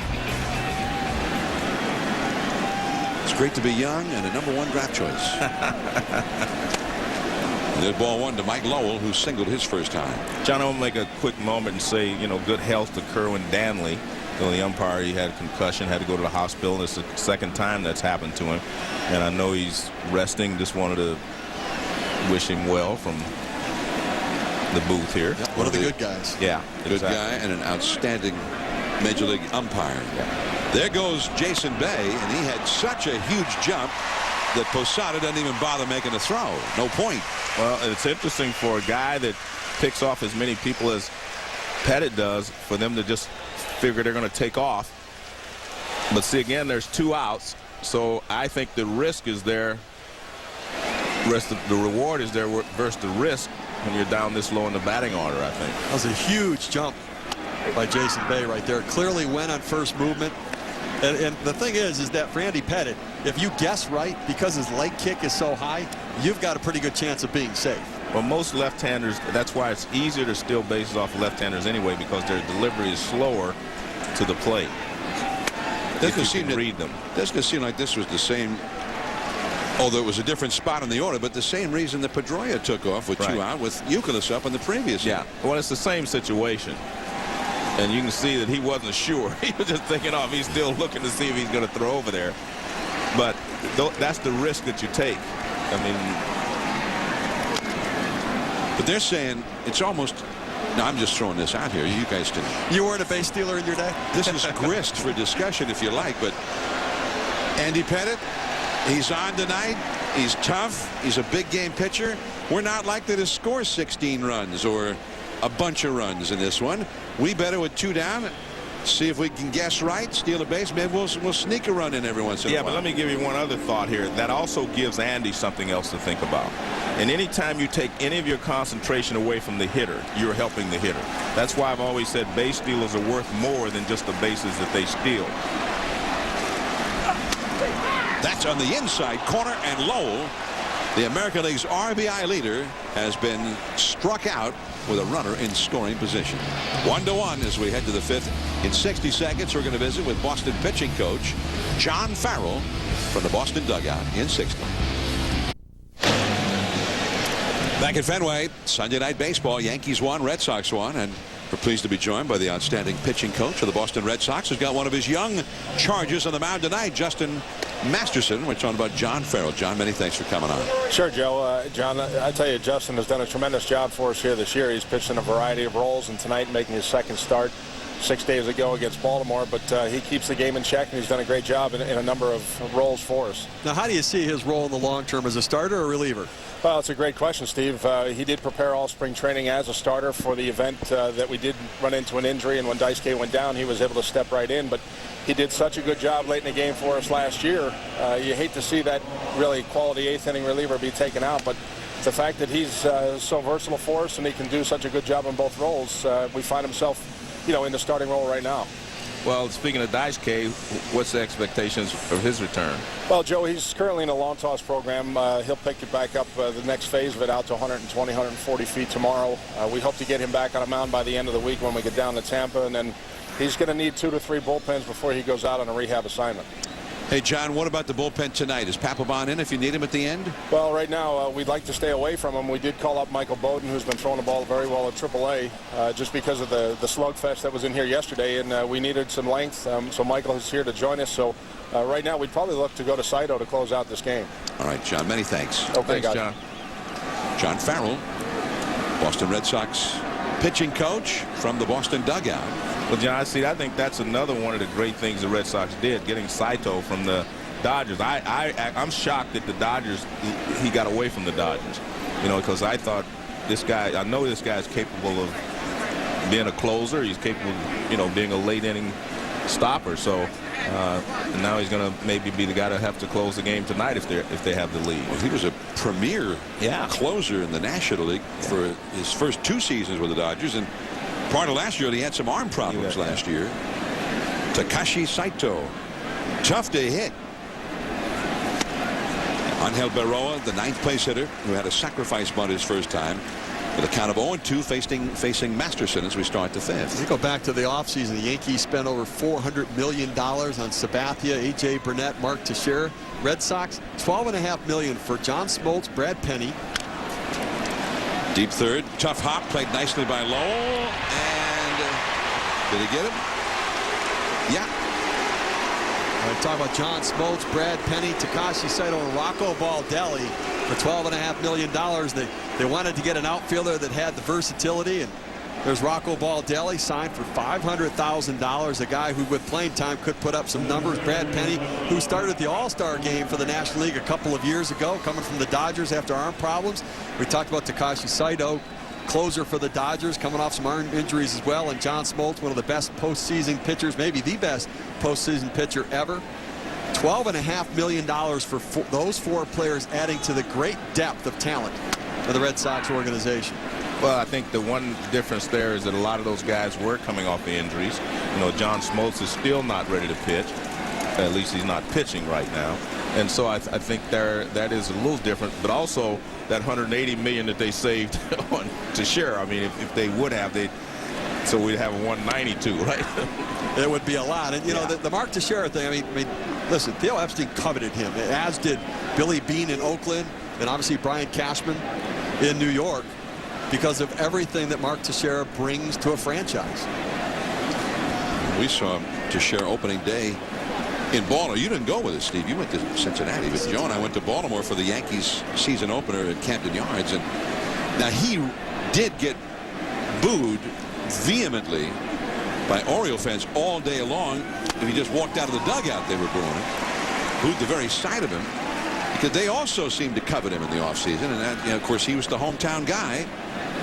And the Orioles made a play for him, but Oriole fans felt spurned by the hometown guy.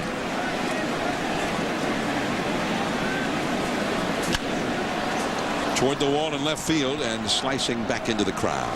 You talk about all the things that Mark Teixeira can bring to an organization, and the Yankees understood the importance that he had. They got pitching, but he improves the defense, and this was a major factor for them. Jason Giambi had played first base, the complete hitter, the power, hits for average, the on-base percentage. And the other thing is, look, the Red Sox wanted him to protect David Ortiz, and he fit the Red Sox offensive mentality. Gardner called out on strikes. Another strikeout for Masterson.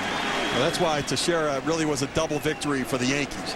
They got him and everything that he brings, and they took him away from the Boston Red Sox. And in that regard, a double win for the Yankees. Teixeira, last year, split time between the Atlanta Braves and then the Angels in the American League. He had 33 homers and 121 batted in between the 2 stops. He hit .358 for the Angels in 54 games at the tail end of that season. Here's Derek Jeter, who was grounded to second, been safe on a Mike Lowell error. He shoots a base hit just past Nick Green. Jeter's first hit of the game, 5th hit for the Yankees, and now Teixeira. Here's Steve Berthiaume in the studio for SportsCenter right now. Guys, this was just a few minutes ago. Magic and Sixers game 4 from Philly. Tied up final seconds. Hedo Turkoglu's 3 gave the Magic the lead. That was your game winner. Series tied 2-2. Game 5 Tuesday in Orlando. Blue Jays 4-3 winners in Chicago. Roy Halladay wins his 4th. Toronto now 14-6. The Jays have won 8 of their last 11. SportsCenter follows the Red Sox and Yankees. As hot as the Red Sox have been, they've won 9 in a row. It is the Toronto Blue Jays, as Steve said, who lead the division. The Jays have been playing extremely well, even though their pitching staff hit hard by injury. Their rotation, that was the combination of the injuries and losing A.J. Burnett, who became a Yankee. It was not expected that the Blue Jays would have a particularly good season this year, but they're off to a great start anyway after 20 games. Well, I think you have to give a lot of credit to Cito Gaston, because he, to me, is like Joe Torre. They both know how to work through adversity, know how to keep the players focused. And I don't think Cito ever got the credit he deserved for winning the 2 back-to-back championships he won with Toronto. I mean, he hasn't been a manager since he got fired there years and years ago, and now he's managing again. So I think he's done a fabulous job with this team last year and this year. One of the big differences when he came in is, you know, Cito's a good hitting guy. Gene Tennis is the hitting coach there, but they've got a great relationship, and they became much more aggressive. They thought they were too passive at times last year, and they're really swinging the bats as well to support whoever's on the rubber. And, well, John, you're right. They've been decimated by injuries. Jeter at first, and Teixeira fouls 1 ball, 2 strikes. So B.J. Ryan, their closer, has struggled. They talk about taking him out of that role and trying to get him right. The velocity hasn't been there. And I'm watching Teixeira, and we're talking about Big Poppy being late. Seems to me that he's late getting to fastballs middle of the plate in as well.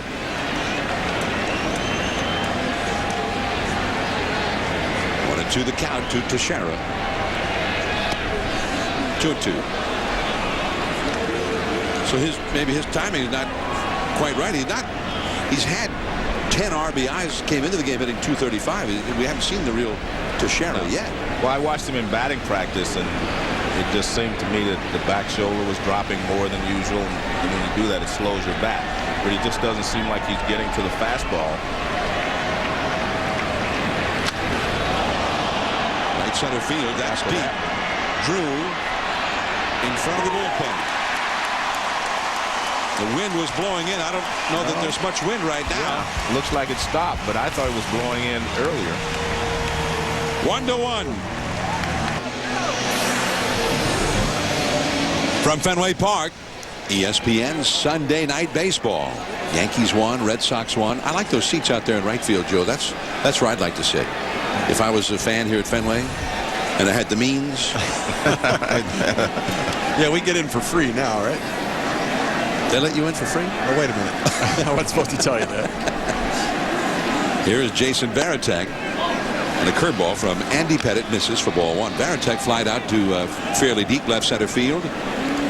Although some pitchers would tell you that there is no such thing as deep in left field. Left field is close in by definition at Fenway.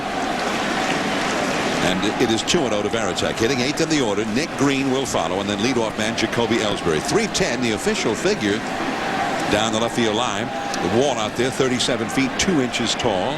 Wind's blowing out that way now as well. Now, during batting practice, we had a very strong wind coming straight in from center field from the northeast.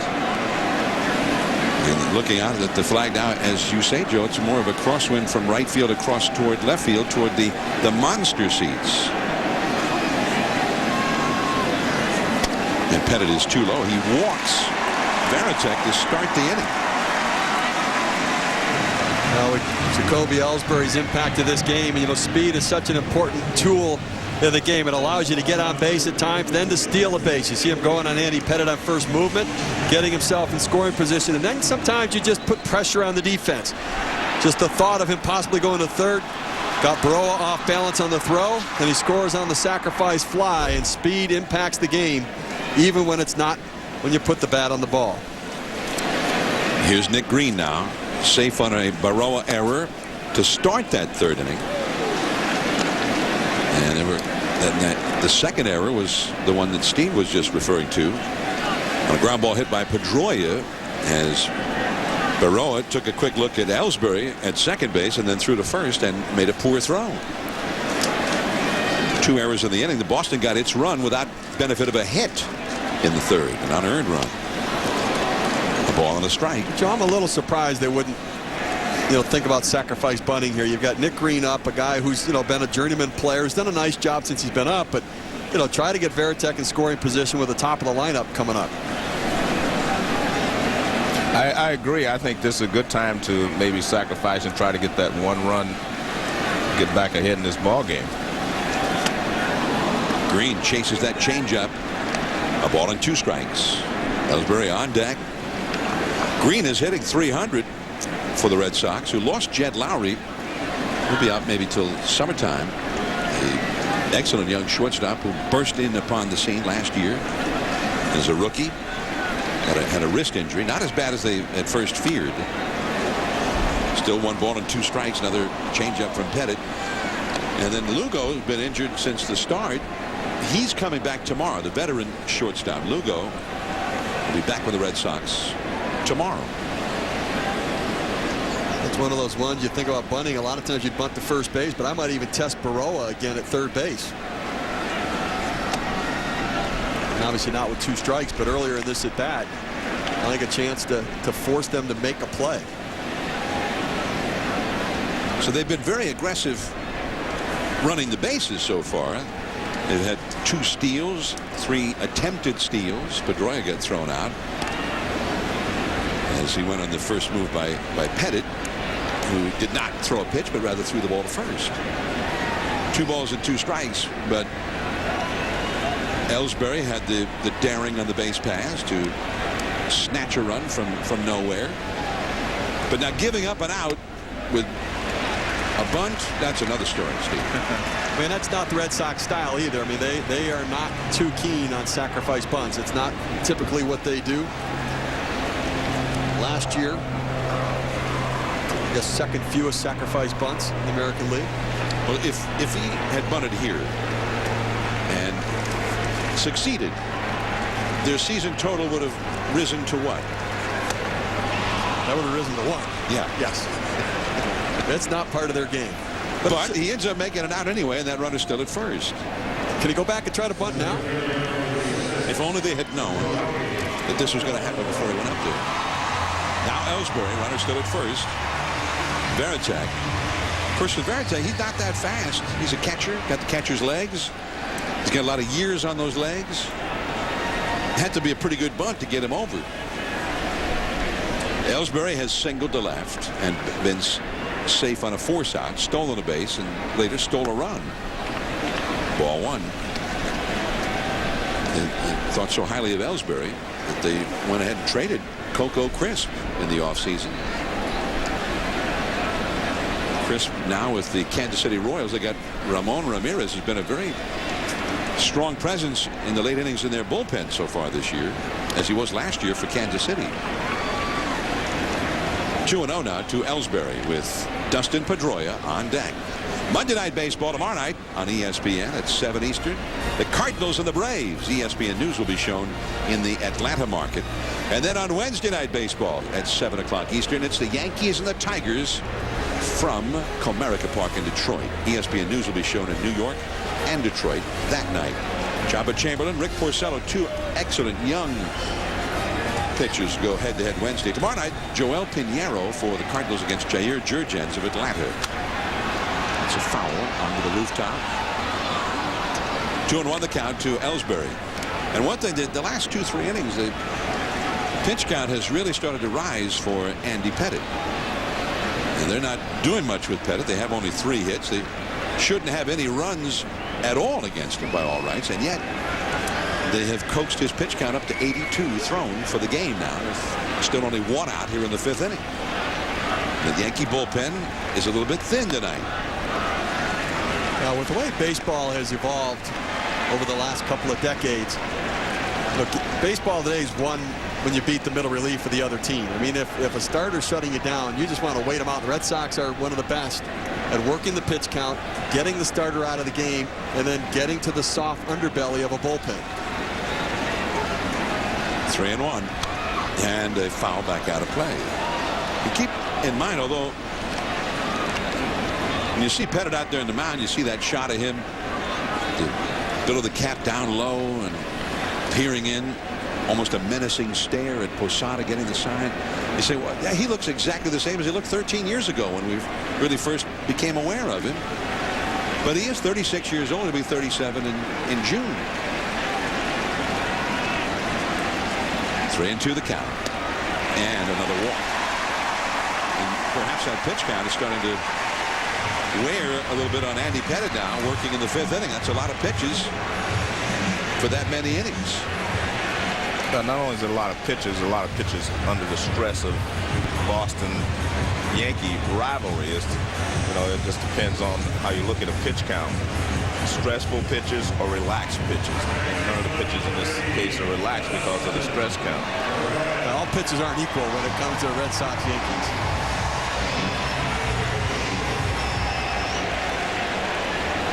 So he has walked 2 in the inning, and here is Dustin Pedroia.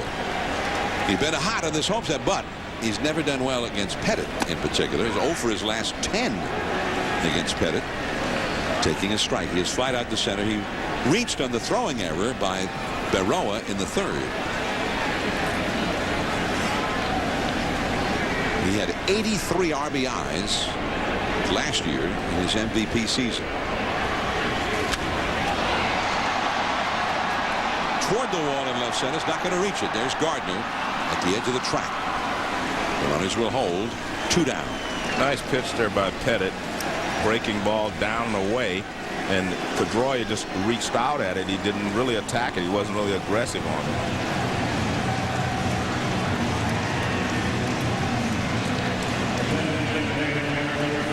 Well, he threw him a fastball away to start the at-bat.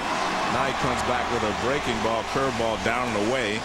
And look where Posada's glove is going, and see how he just kind of waves at it.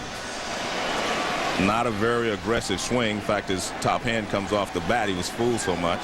So the excellent pitch there by Pettit. Not only did he get him with the break of the ball, but the speed as well. Now David Ortiz, Big Papi. 0-1. One of the things Dave Magadan, the hitting coach for the Red Sox, has talked about with David Ortiz is to get his hands back to the launch position earlier. That one of the reasons he was getting jammed is that he was taking his hands back too late and then rushing to get to the ball, and it's tough to put a good swing out. Get started early. Well, the opposite side of that is you can start too quick, though. So you have to be. You see his hands there, and you see trying to get back to that launch position to be able to deliver the bat through. And on that one, that was that line drive he hit early in the game. He pulled his hands inside and was able to get to it. That's a pitch he had not been able to catch up with early in the season. And the breaking ball for a strike, and it's 1-2. Ortiz has hit that line drive double play. That was in the 1st. A bit of bad luck for him, and a sacrifice fly in the 3rd to knock in the Boston run. But it's now 70 official at bats this year without a home run. His longest home run drought at the start of the season in 9 years. Fastball toward the wall in left field. That one is off the base of the wall. Varitek in to score. The throw to second. Not in time. A double for Ortiz. Ellsbury held at 3rd. And the Red Sox have gone ahead. Ortiz has knocked in both of their runs. Well, the thing that I say about starting your hands, you can't start them too quickly. You just get some movement, and that's beautiful movement there by Ortiz. See how they start now? Look at the position he's in. Perfect position. The ball happens to be down now as well and away, so that makes it much easier. See, he's getting his hands started, and the ball's away, and he goes the other way with it. He doesn't try to pull it, and that's what he was doing in batting practice, hitting a lot of balls to left field. So, I mean, I understand what Magnan is saying about he was starting late on the fastball, and that's why he was late on the fastball. But there's also such a thing as starting your hands too quickly and getting out of sync with your stride. Your hands, in theory, you're supposed to step away from your hands. You know, people say, well, you push them back. Not really. You're actually supposed to step away from them. That gets the movement that you're talking about. The red-hot Youkilis being walked intentionally with first base open, and the left-handed hitting Drew on deck.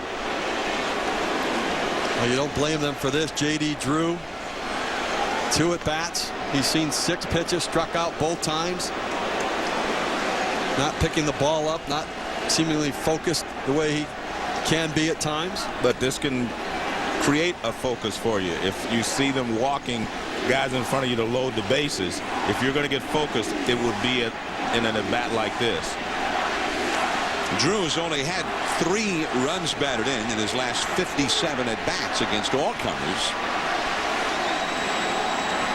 So Youkilis, I don't know that Youkilis has had even 3 games without an RBI so far this year. Youkilis has just been red hot, the hottest hitter in the league. Well, there's no doubt that's the right thing to do, you know, with a base open. But I'm just saying, if you're J.D. Drew, if this doesn't get you in focus, nothing will. And it's 0-1. J.D. Drew coming into tonight hitting .346 against him. You put the 0 for 2 in there, it takes the numbers down, but still pretty solid numbers. .321, 3 home runs, but the 12 strikeouts. Working ahead now for Pettit. Just off the outside. It's a ball and a strike, and Pettit is closing in on 100 pitches thrown already. And in the Yankee bullpen, Mark Melanson, right-handed, just brought up from the minor leagues yesterday, heading home on a steal at home, and it works. Jacoby Ellsbury has stole home. 3-1 Boston. A straight steal of home by Jacoby Ellsbury. And that's something that should never happen with a left-handed hitter up there, because the catcher can see him coming, and the only problem is if you're a left-handed pitcher, your back is to him. But the catcher can see everything down there. But a great job by Ellsbury. The fans are still standing.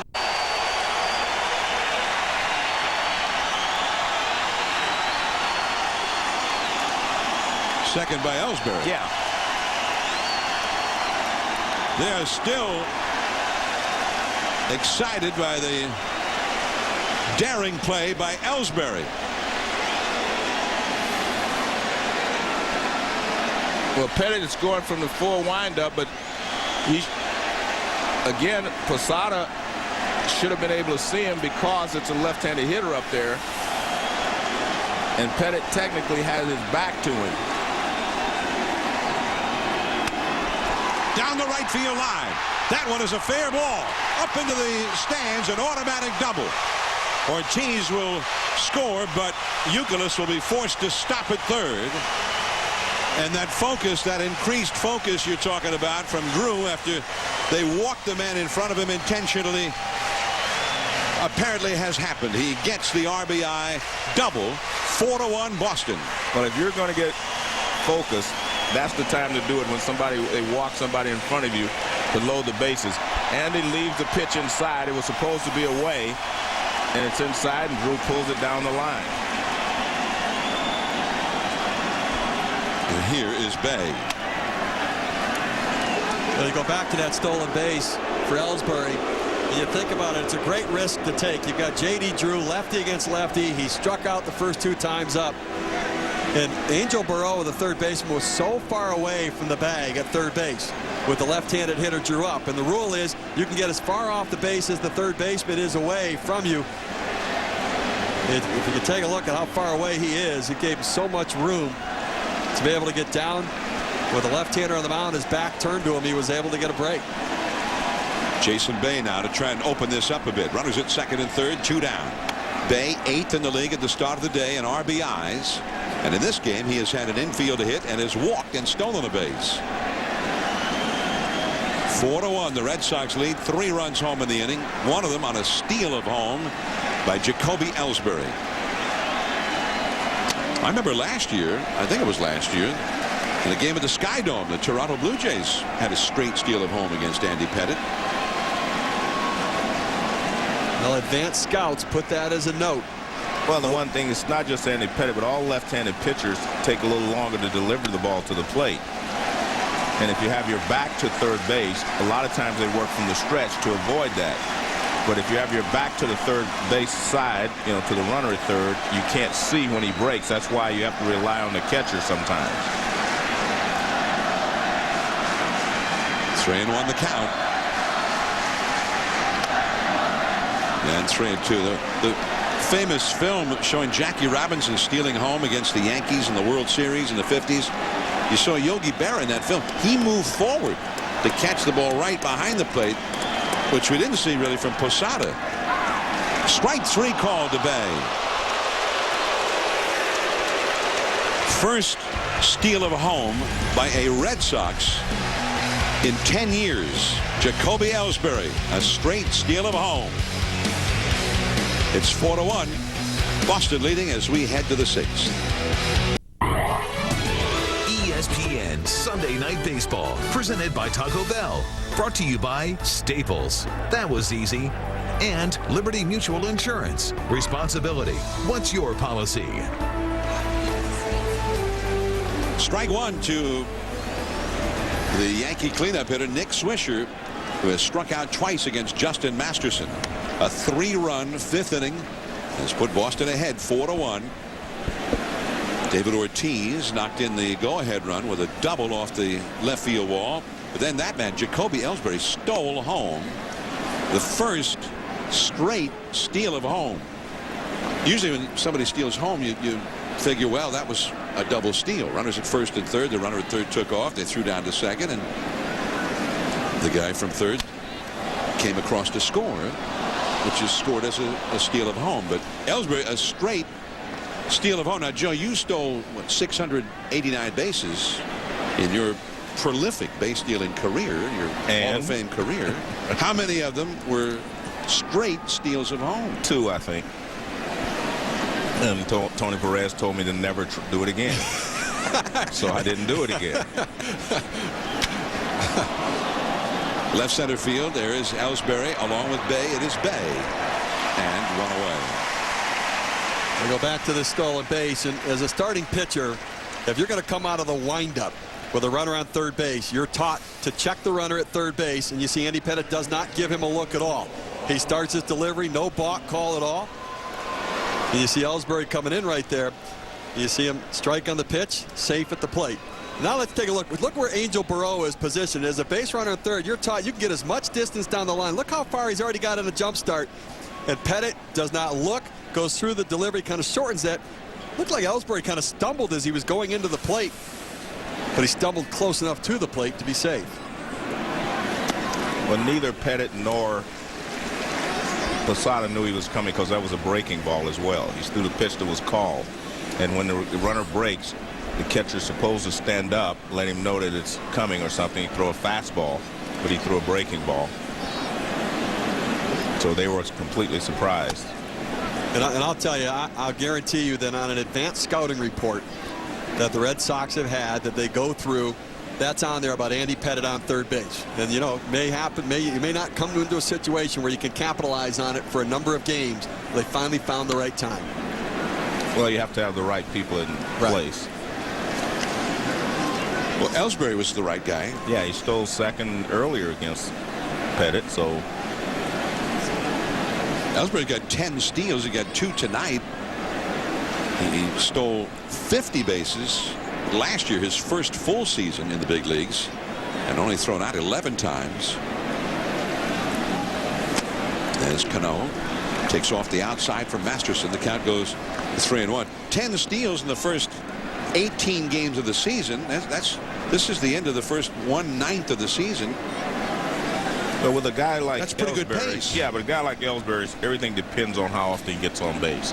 That's going to be the key. I mean, if he gets on base a lot, he's going to be able to steal a lot of bases. Cano's getting on base a lot. That's his second hit of this game. He came in as the 9th leading hitter In the American League, hitting .366 at game time, and he's had 2 more hits in 3 at-bats. Well, we talked about Cano taking his front foot and bringing it back a little bit, which frees him on the inside part of the plate. See where this pitch is? Right there, and he just rolls his hands over, pulls it. It's just a beautiful swing right there. Look at the great extension, great concentration. Just he's got that fluid swing that the ball just jumps off his bat. Here is Posada. You're right. Even in batting practice, the ball comes off Robinson Cano's bat differently. I mean, he is so locked in right now. He hits everything on the sweet spot.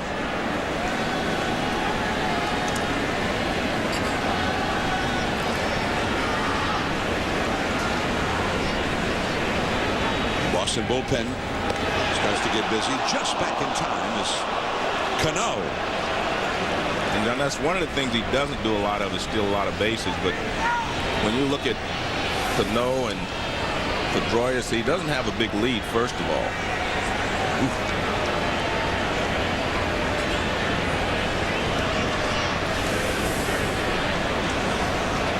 Brian O'Nora right there to make that call. Very, very close.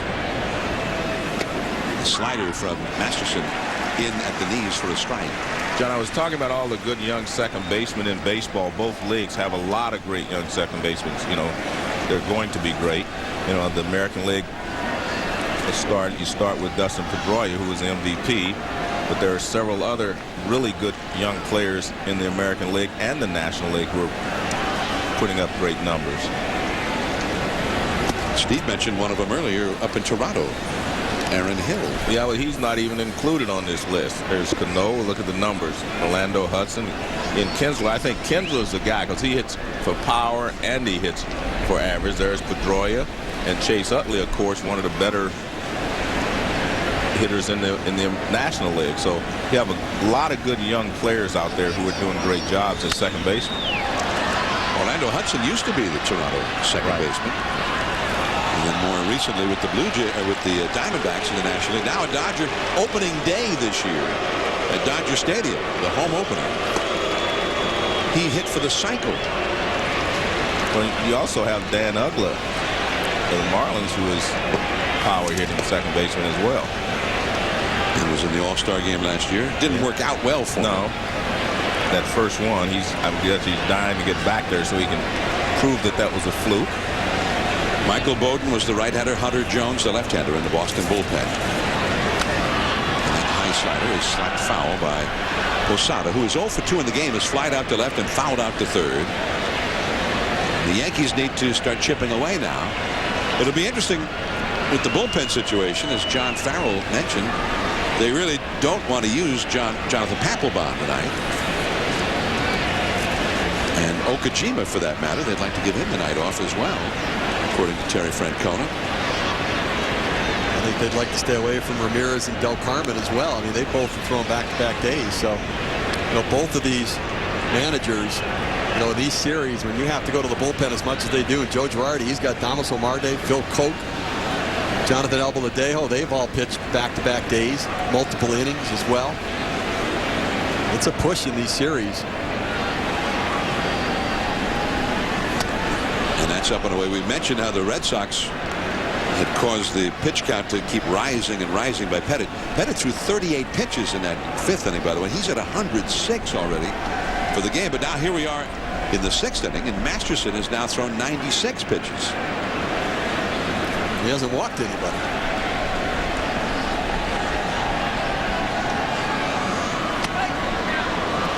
Now, the count, which at one time was 0-2, is now 3-2 to Jorge Posada, with Hideki Matsui, who swung the bat well tonight on deck. Had a couple of hits already. 4-1, Boston ahead. We're in the top of the 6th. Cano with a one-out single is at first.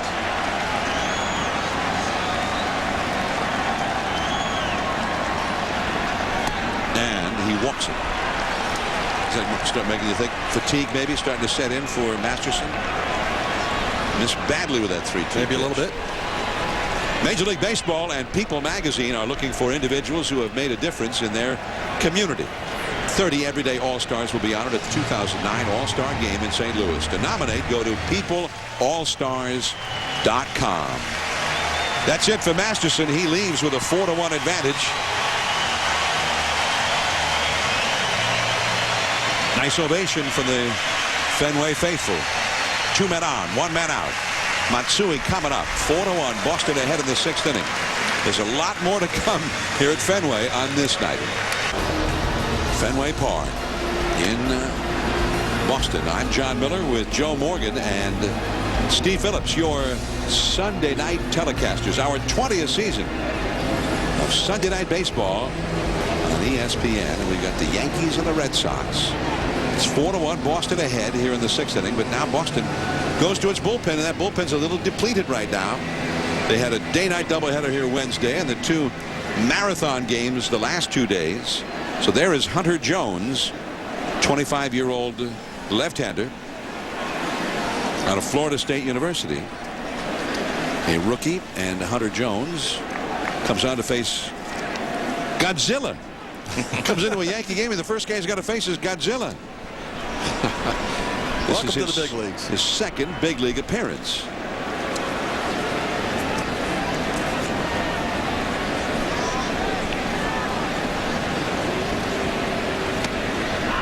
And that is a called strike. Now, Matsui has hit 2 singles in this game, 1 to left field, 1 to right field, hitting .292. And in the last week, according to his manager, Joe Girardi, he's been swinging the bat real well. Remember a few years back when Matsui had first come to the Yankees, Joe Torre said that this is the most professional hitter in the club, the guy you want up there when you need something specific done. Whether it's an RBI situation or you need a guy moved up a base, he said Matsui surveys the situation, and he's the thinking man's player. This is a spot now where they need the clutch hit to knock in a run. They're down by 3.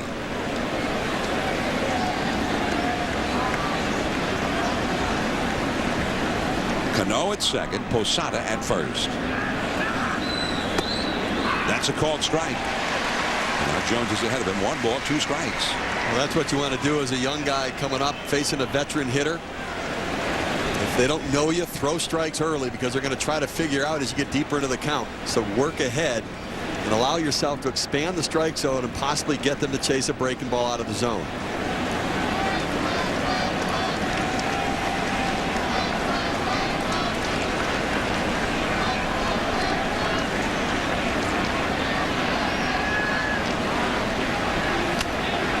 Fouled that one back and out of play. By the way, the Red Sox done a little more checking about we had the steal at home, the straight steal at home by Jacoby Ellsbury, which you don't see very often, period. And you definitely don't see it very often at Fenway Park, executed by the Red Sox. It's the first straight steal of home, one that was not part of a double steal in 15 years by a Red Sox player. The last one was Billy Hatcher in 1994.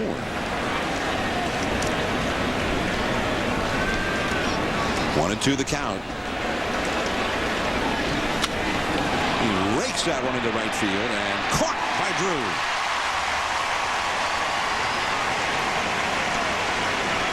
Well, we're getting a real flavor of the young talent in the Red Sox organization. Hunter Jones on the mound now, a guy, non-drafted free agent, came through. But how about the job that Justin Masterson did in this game? We're talking about the movement on the fastball and the velocity.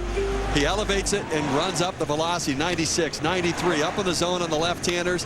Movement, getting Posada off center. Movement on Angel Baroa. And that tailing action on that fastball on Brett Gardner. Awfully tough to center. That late action on his fastball kept the hitters off balance all night. 4 strikeouts, 1 walk. The only walk he allowed was to the last man he faced. 2 base runners belong to him. Matsui has been gotten, although not a bad swing there by Matsui, and a tough looking pitch. Scalded that one, but right into the glove of J.D. Drew in right field. And here now is Melky Cabrera. Switches around to bat right-handed. And it's a called strike on the outside. Cabrera has a single, and he is also grounded out to second. He had a poor year last year. He was another guy that people were talking about, well, maybe the Yankees are going to move him. And indeed, opening day this year, Brett Gardner was in center, not Melky. But he's done well so far this year, swung the bat well. You find out a lot more about players when things are going bad than when they're going good. And you have to really look at what Robinson Cano has done from last year to this year, and Melky Cabrera, and how he responded to competition. He had to fight for a job this year, and he has responded and made some major adjustments to his swing and making much better contact. It's Cano at second. Posada's over at first. 2 down. 0-2 the count. He struck him out. The high, hard one. Pretty good job there by rookie Hunter Jones with 2 men out. Last of the 6th, Mike Lowell coming up. 4-1 Red Sox. Red Sox 4, Yankees 1 as we go to the last half of the 6th inning from Fenway Park. Help us celebrate 20 years of Major League Baseball on ESPN by going to ESPN.com and voting for our 20th year All-Star team. Go to the MLB page at ESPN.com and search 20 years and vote for the players that you think are All-Star caliber. We'll announce the winners in the second half of the season. Andy Pettitte back for more. That's his 107th pitch of this game. Just as he starts the 6th inning, Mike Lowell taking strike 1 called. Lowell has singled and been called out on strikes. Berroa waits for the high hop. 1 away. Andy Pettitte would like a quick inning right here. He had a 38-pitch marathon in the 5th inning. The inning which saw the Red Sox score 3 times. But the Yankee bullpen is beleaguered and battered as well. Both teams' bullpens are a little short for tonight. I think that's why Joe Girardi is going to push Andy Pettitte as deep into this game as he can. Remember, Pettitte, the second half of the season, had very poor numbers. A lot of it because he had shoulder problems. Pitched through pain. Came back feeling much better this year, but strong workload tonight. And ball 1 to Jason Varitek. Pettitte got into trouble in that 5th inning with a couple of walks. He walked the leadoff man, Varitek. That started the 3-run rally. And then with 1 out, also walked Ellsbury.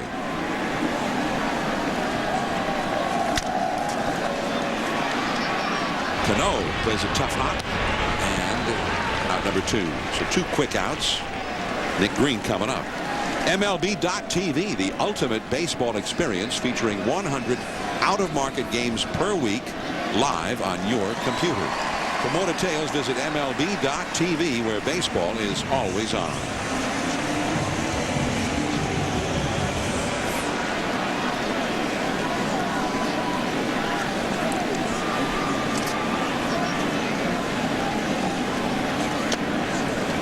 Nick Green, the 9th place hitter, has reached on an error by Berroa, and he has struck out. 2 errors in that 3rd inning, plus daring on the base paths by Ellsbury. That's how Boston got its first run. Not like they've done a whole lot of stuff against Andy Pettitte. Pettitte may feel like this is the most runs he's ever allowed when nobody's hardly hit the ball hard against him all night. He's only allowed 5 hits.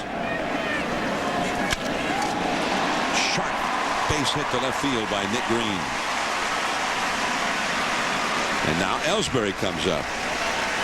Ellsbury has stolen 2 bases, including 1 literally. A steal of home in the 5th inning.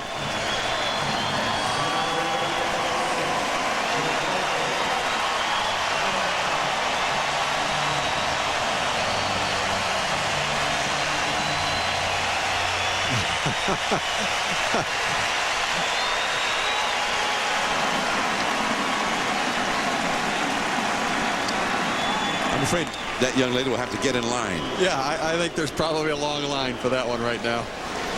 Plus, you know, he's got good speed. He's going to be tough to catch.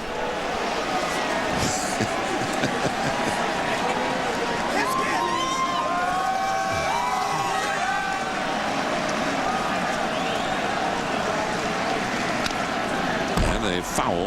Ellsbury reached on a force out in the third inning, stole second, and then he didn't get credit for a steal, but he stole third as Pedroia hit a ground ball to third and then later scored on a fly ball by Ortiz.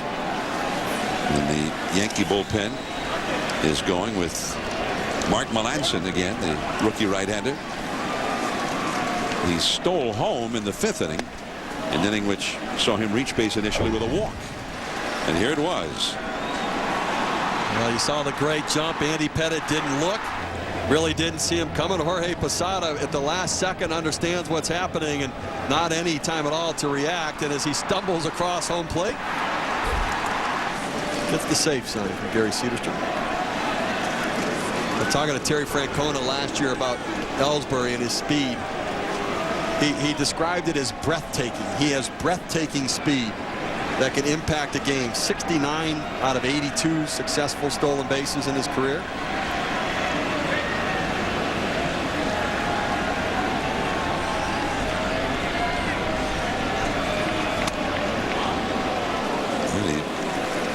Showing butt there and then got buzzed by that fastball. 2-1.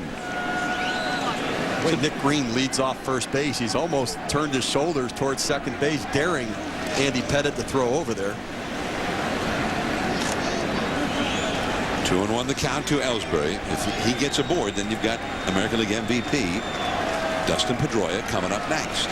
Melanson up in the bullpen as Andy Pettitte is about to throw his 117th pitch. Heading for second. Green, and they nail him. And that's the second time tonight that has happened. The running Red Sox. On to the seventh inning. Berroa, then the top of the order. Gardner and Derek Jeter. Yanks trail by 3.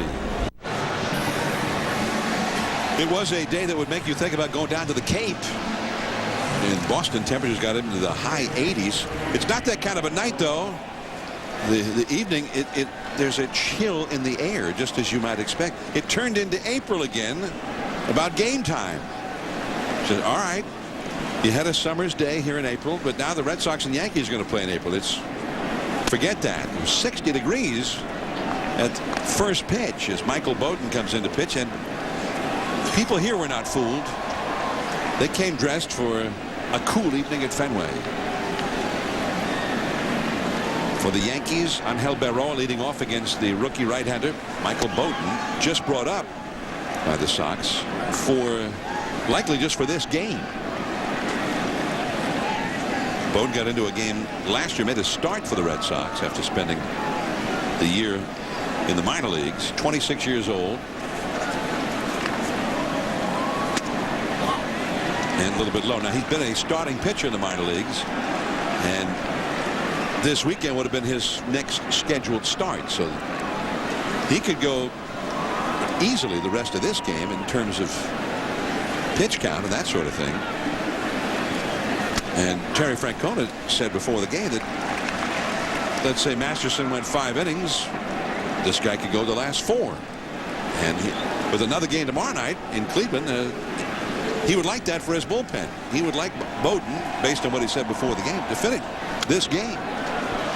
The Red Sox-Yankees series oftentimes is a war of attrition, and by the time you get to the third game of the series, I mean, it's who's left standing that can come in, and that's why you've seen both teams go to the minor leagues and pull some pitching up to try to have some fresh arms. And the Red Sox have high hopes for Michael Bowden. I mean, he's a guy they think has a chance at some point to be a fixture in this rotation. Just 22 years old. They love his makeup and presence on the mound.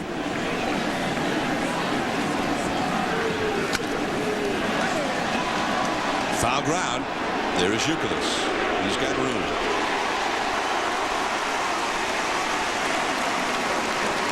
Now let's go to the studio. Here is Steve Berthume with a SportsCenter right now.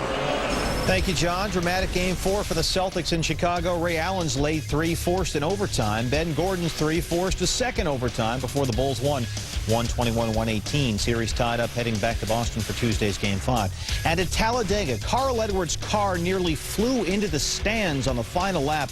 7 fans were injured by debris. None of the injuries were life-threatening.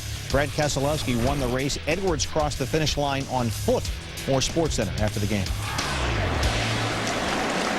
Thanks, Steve. And Strike one to leadoff man Brett Gardner.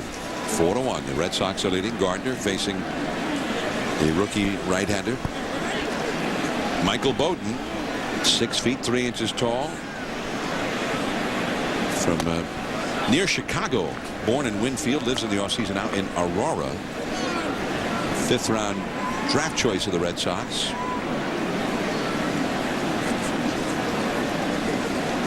And now in a Yankee Red Sox game.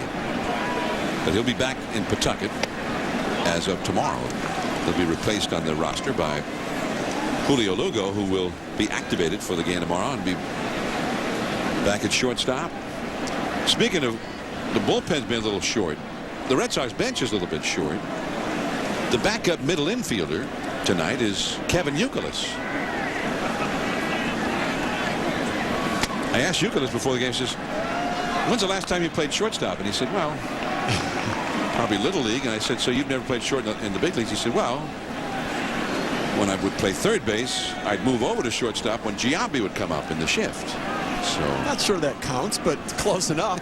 Hey, if you've done that, then you're the backup shortstop. It'll have to suffice in this case. You talk about the success that the Red Sox have had developing talent. You look at their 2005 draft. First round pick Jacoby Ellsbury. Second round Craig Hansen, who's now with the Pittsburgh Pirates. Clay Buchholz was next. Jed Lowry, and then finally Bowden, their 5th selection that year. There's Jason Bay. Gardner is 0 for 3. He did have a sacrifice fly back in the 3rd to knock in what till now has been the only Yankee run. 2 down. There's Theo Epstein, the general manager, right there. Theo. And I tell you what, he's done a nice job because he's made some tough decisions. I mean, the trade away Nomar Garciaparra in the middle of a season when you're trying to win, a guy who's been loved by fans here in Boston. But then at the end of winning a World Series, letting Pedro Martinez walk away. Johnny Damon, they set their price, and Damon wanted more, and they let him walk away. And those are tough things to do because you know the backlash can be tough in these large markets. But you can't chase deals. In the end, if you do that, you make bad personnel decisions, and you pay for them in the long term. Sounds like you know what you're talking about as a former big league GM, so you had some that I made all the mistakes Theo doesn't make, is what I did. I mean, they have a great discipline here in Boston. They set the value, and if it's beyond what they think, they just don't go for it. A little bit low to Jeter. 2-0 the count. I broadcast for the Red Sox 1980, 81, 82, and I'm talking to Theo before the game, and he says, yeah, I remember that. My family just moved here in 78 when I was 5. Says that's right around the time I really became a Red Sox fan. 2-1 the count. 1981. Yeah. I graduated high school in 1981, but he was 5. Yeah, he was 5, I guess, in 78. But that was the team that he first sort of fell in love with, the Red Sox. And Don Zimmer, his final year was 1980. That was also the final year for Carlton Fisk, Fred Lynn, Rick Burleson. Did he swing? Yes, he did. 2-2 the count. Jeter has grounded out, been safe on an error, and singled. 4-1, Boston ahead in the 7th inning. 2 down and nobody on. If Jeter can get aboard, Teixeira would be next. But Michael Bowden looked pretty sharp so far. The rookie thrust into his first Yankee Red Sox battle, fresh from Pawtucket. And he strikes out Jeter. 3 up and 3 down.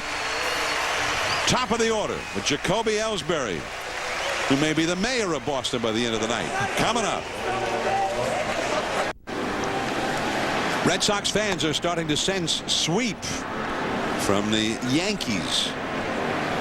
leading 4-1. Last of the 7th. Time for our Goodyear game track. Justin Masterson, the start, 5 1/3 strong, 6 hits, but only 1 run allowed, 4 strikeouts. Jacoby Ellsbury did the heavy lifting on offense, including a straight steal of a home. That was in the 5th inning. And then J.D. Drew launched an RBI double. It bounced into the seats down the right field line. That brought Big Papi home. That was the 3rd run of that 3-run 5th inning rally. Ellsbury brought home the 2nd all by himself. Ellsbury scored 2 runs tonight, even though he hasn't been aboard with a hit either time. He had a hit in the 1st inning, but ended up being doubled up later in the inning. Now for the Yankees, Mark Melancon, about to make his major league debut. Just brought up from Scranton Wilkes-Barre in AAA ball, and he was doing extremely well down there. Melancon had allowed 4 hits in the minor leagues in 10 1/3 scoreless innings and had 17 strikeouts. And he throws a strike to Jacoby Ellsbury.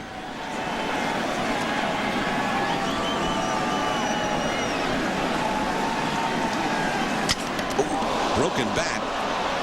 And the barrel of the bat that broke off ended up halfway to the mound, and Melancon was able to handle the ball okay. But you were a little you were jumping for him right up here, Joe. Well, I always believe when a bat breaks or something, I'm always afraid of the pitcher because he's the closest to the bat, and he's always in a very vulnerable position. He just shatters the bat in his hand. Well, he was so focused on that ball as Pedroia into left center, but that's the wrong part to hit it to of this ballpark. 379 to get to the wall out there. And Gardner handled it, so Pedroia 0 for 4 in the game. Melancon 17 strikeouts in 10 1/3 innings down at Scranton, so a guy that can get some swings and misses. Joe Girardi loves the movement on his fastball. He's got a curveball and a changeup as well. University of Arizona.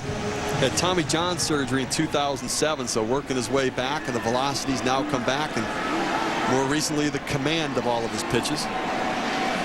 Melancon out of the University of Arizona, now facing David Ortiz. There's a called strike.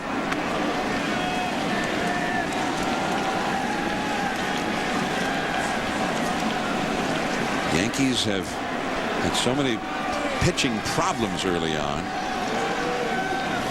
As Ortiz pops it up. Out in shallow center field is Cano.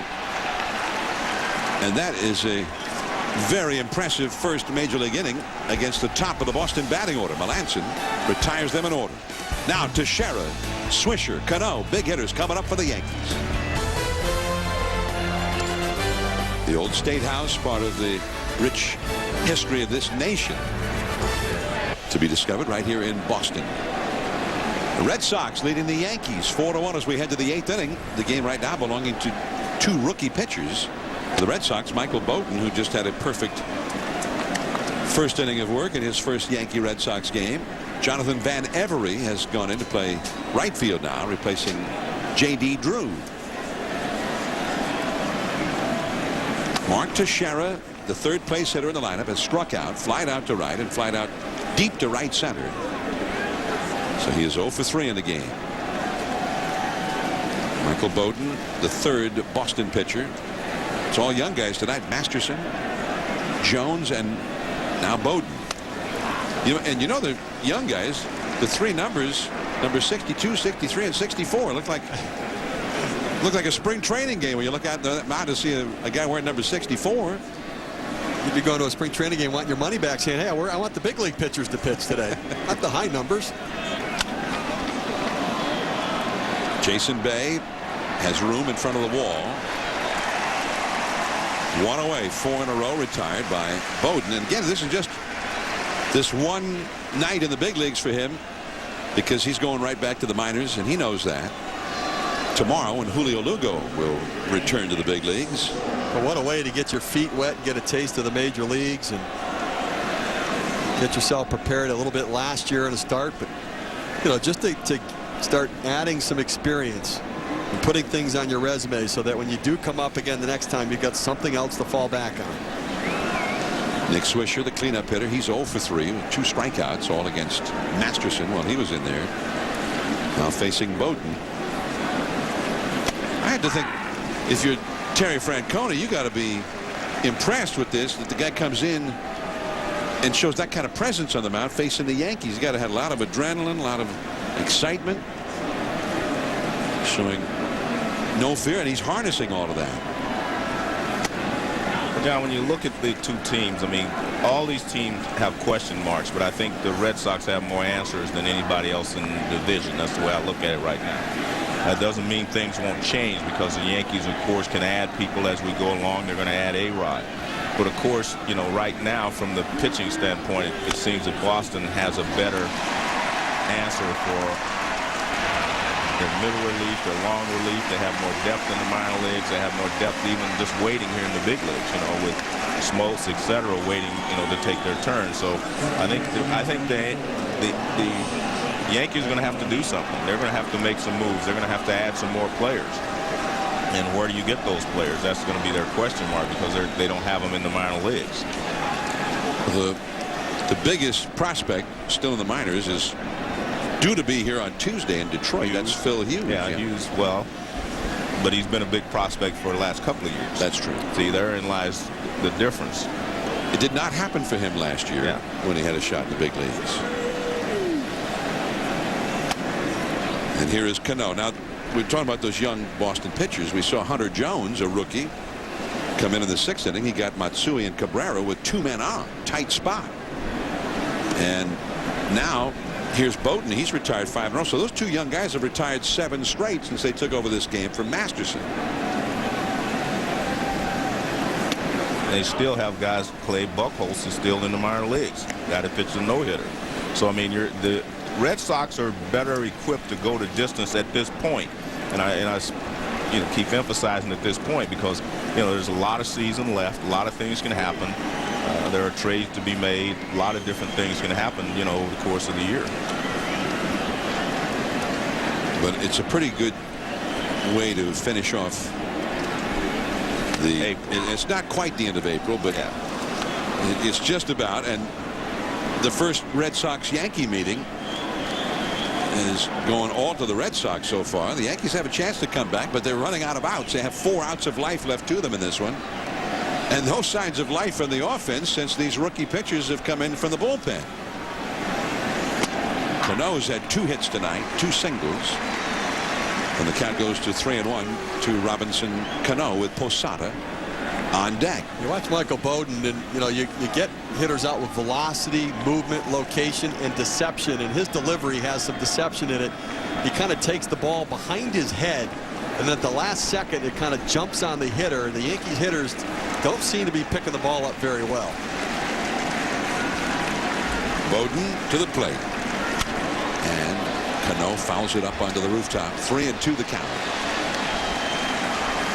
So when you start the season, you understand that you're going to need 17, 18 pitchers, 19 pitchers to get through 162 games. You need that built-in depth. The Red Sox are much better prepared for that, and we're seeing that now. But they've got John Smoltz, Clay Buchholz, a young man named Bard with a great arm down in the minor leagues.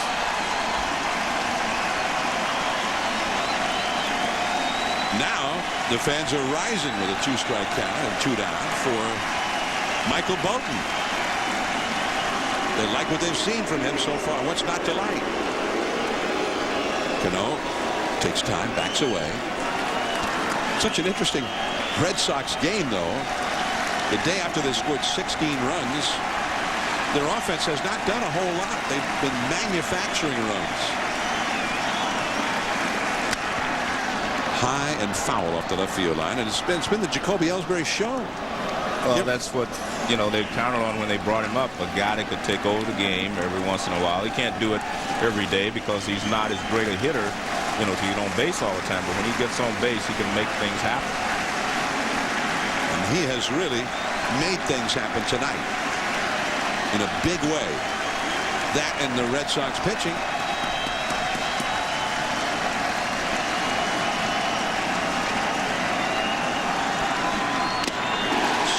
3. Even the red-hot Cano, Michael Bowden handles. 2 perfect innings against the Yankees for Red Sox farmhand Michael Bowden. Kevin Youkilis coming up. Red Sox 4, Yankees 1. Last of the 8th from Fenway Park. MLB.TV, the ultimate baseball experience, featuring 100 out-of-market games per week live on your computer. For more details, visit MLB.TV, where baseball is always on. And now here is Uke against the rookie Mark Melanson.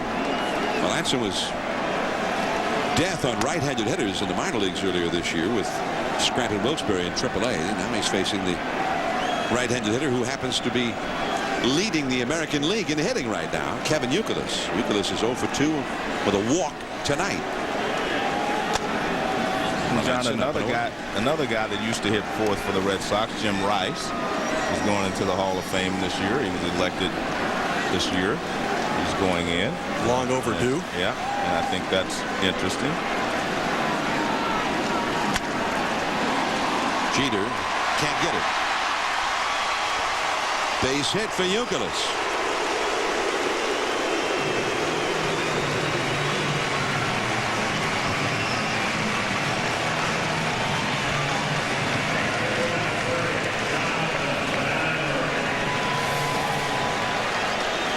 Well, he's such a good hitter. I mean, just stay, and he goes back through the middle. I know what he's doing here. He doesn't have a hit, so he just goes right back through the middle to get a base hit.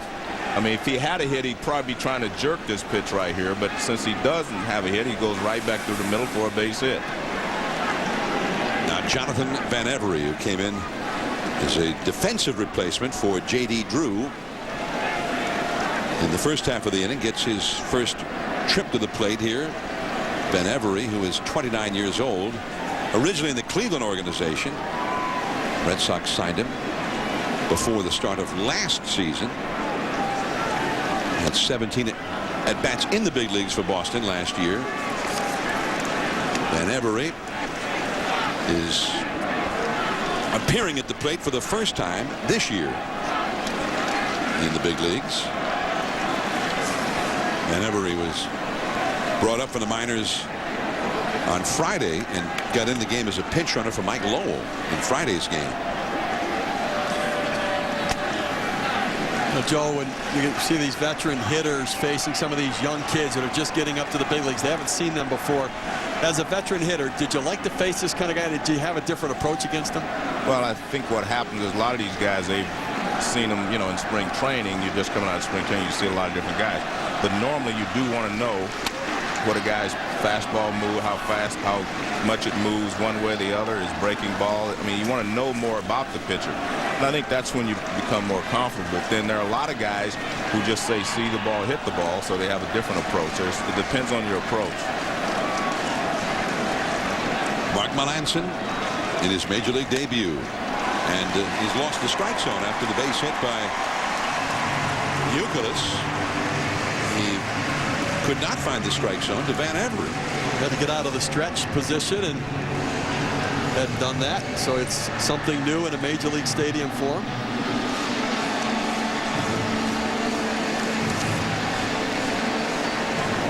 And the Yankee bullpen will get busy now. Steven Jackson, a right-hander you saw, number 17, get up. 2 men on, nobody out for Boston.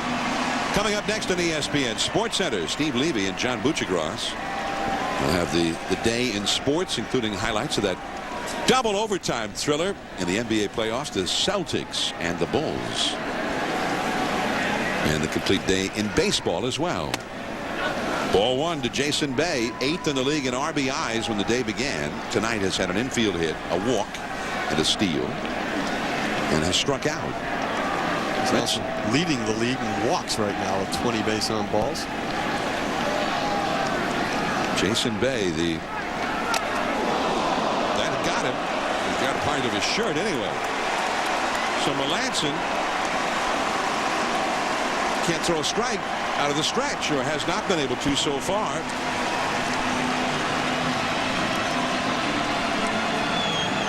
Well, after yesterday's game, Joe Girardi, when asked about his bullpen, said, until I'm told otherwise, these are my guys out there, and I believe in them. But in manager speak, that is, I think we need to make some changes out in our bullpen. And I'm going to keep saying I believe in them, but I've got some real concerns right now about whether I've got the options to get outs.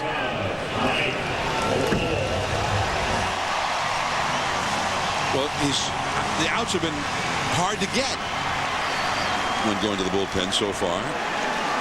Yesterday, the bullpen pitched 3 innings and allowed 10 base runners and 8 runs. The infield comes in. The bases are loaded with nobody out. Lowell. Barroas gets 1 at home, and Posada will not throw to first. So Lowell, the leading RBI producer in the league, not able to pick up an RBI here.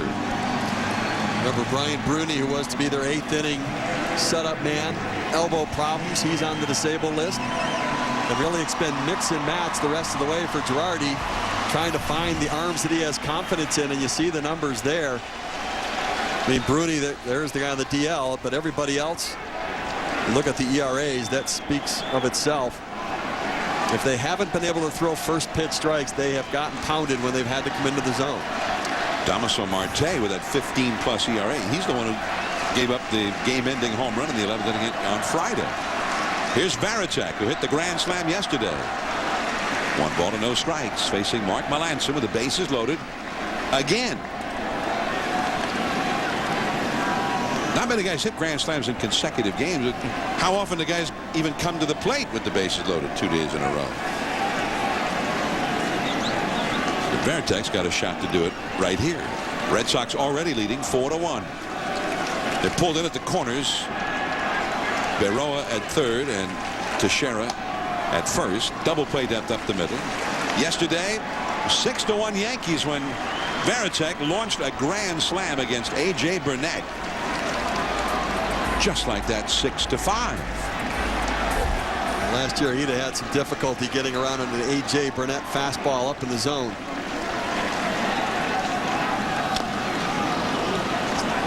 Two and 1. The Red Sox, we were talking about their hitting. You touched on it in the open of the telecast, Joe, how well they've been hitting. They were down 6-0 yesterday, won the game, and won it by 5 runs. At the start of this homestand, they were trailing Baltimore 7-0. They came back and won that game. And Varitek, his bat is speaking again. That's a called strike on the inside with a fastball. But what has to be pleasing if you're a Red Sox fan tonight is they're not doing it with the big bats. It was a whole different game. It was the Jacoby Ellsbury running the bases. A steal. One where he didn't even get credit for a steal. That's a swing. Strike 3. And finally a steal of a home by Ellsbury. A straight steal of a home.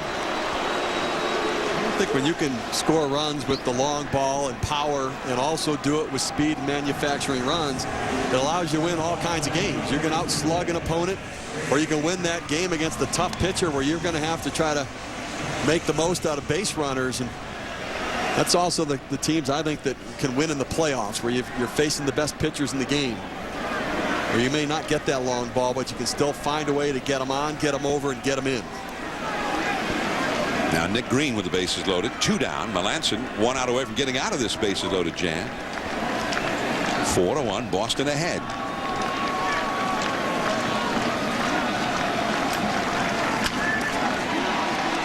Cano backhands it to Jeter. He does get out of the jam. So 2 shutout innings for Melancon, although that inning shut out the hard way. Last chance for the Yankees. Posada, Matsui, Melky Cabrera down by 3. Welcome to paradise.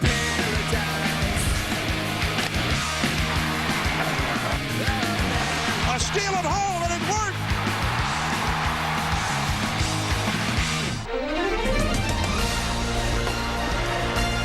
Jacoby Ellsbury 2 steals, including that steal of home. And it's been big. The Red Sox offense really didn't do a whole lot against Andy Pettitte, other than Ellsbury and a couple of timely hits or even just timely fly balls. And there is Takashi Saito, the 39-year-old right-hander from Yokohama, Japan, and for the last 3 years the closer for the Los Angeles Dodgers in the National League. Now with the Red Sox, and Saito tonight will try and get a save in place of Jonathan Papelbon, who they feel needs a night off. So here is Saito, and he has had 1 save already this year. The fastball is too high to Posada.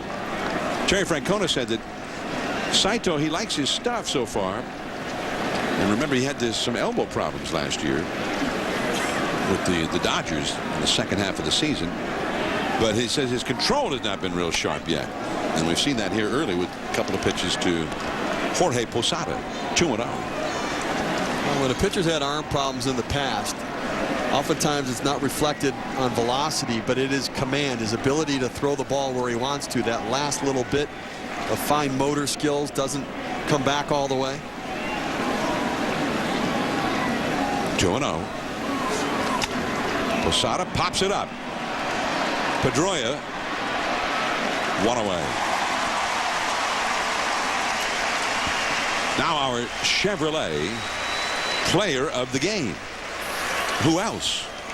Jacoby Ellsbury. And those numbers don't even really tell the whole story.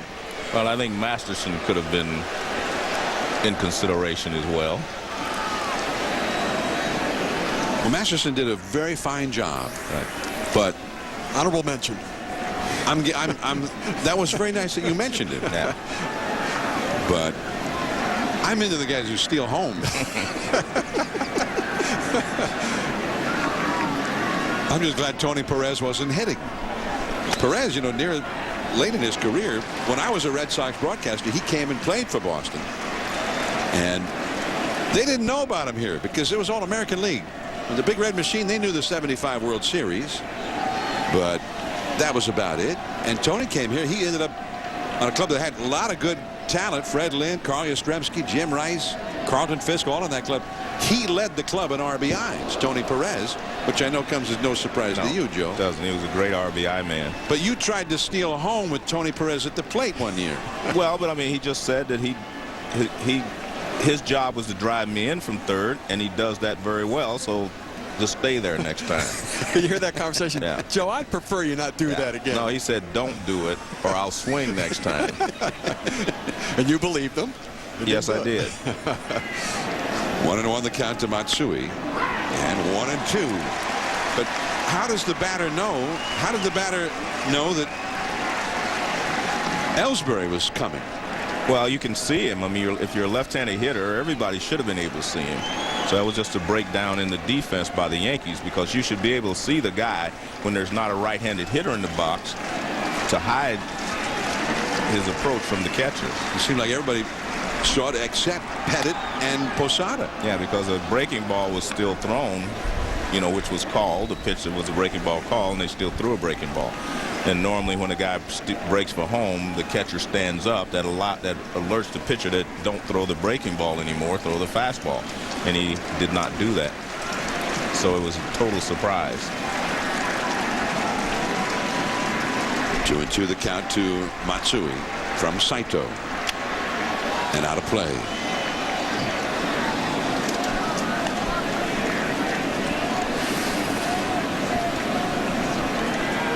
Posada behind the plate.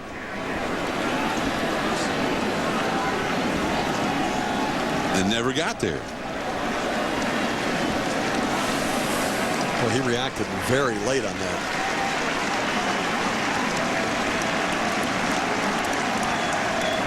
Two and two the count to Matsui. The former great from the Yomiuri Tokyo Giants of the Japanese Central League, facing a guy he may well have faced at times who was also in the Central League, Takashi Saito, a former Yokohama Bay Star. And before that, they were called the Taiyo Whales.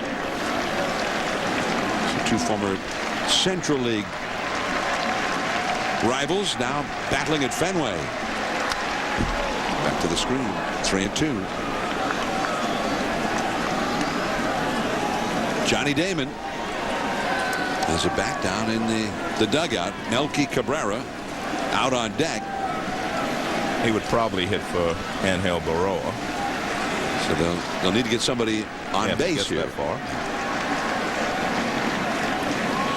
Damon a little dinged up, sore knee, sore shoulder, and he was sore coming into the game yesterday, then went to the wall, crashed into the wall on a play, and came up a little bit sore. Otherwise, you'd think Joe Girardi would like to have him in this rivalry game.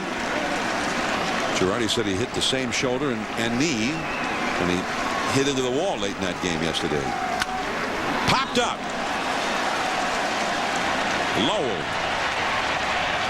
2 down. Saito gets the best of Matsui. 2 down in the 9th inning. This Boston bullpen tonight, a night where the bullpen was a little bit thin. The guys that ordinarily would have in late in a game, in a tight game with the Yankees especially, not being used tonight, and yet the bullpen has retired 10 in a row. There have not been any base runners since Francona went to his bullpen, to the rookies, Hunter Jones and Michael Bowden, and now the veteran Takashi Saito. Here is Melky. The fans chanting, sweep. 1 ball and no strikes. Johnny Damon has indeed come out on deck. When the team goes for a sweep, somebody's always got a broom. Does somebody get a sign to bring that broom? They must have a locker. They leave it here at the ballpark. It's just when they pull it out when they need it. 2-0. You think even if you're a Red Sox fan, you savor any victory over the Yankees, but the fact that A-Rod's not here, you think that it's not quite as exciting for the Red Sox? I don't think that matters. No, I don't think that matters to him. It not only would be a sweep of this series, but a sweep of the homestand. That's a good homestand. I brought a friend with me today, Taffy Jowdy, right? He wanted to come to the Red Sox ball game, and I asked him, I introduced him to some of the Red Sox players, and I asked him, did he want to meet any Yankees? He said no. He did not want to meet any Yankee players. Well, you could have given him Derek Jeter. He didn't want to meet any Yankee players. He said no. He's a Red Sox fan. Red Sox 1 out away from sweeping a 9-game homestand. 3-1 though to Cabrera, and Saito pours one right through there. 3-2.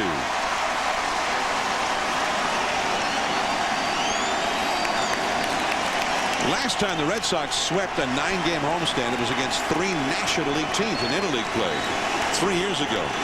Washington, Philadelphia, and the Mets. 3-2 with 2 down in the 9th. And Melky Cabrera keeps the Yankees alive. And Johnny Damon will enter the fray.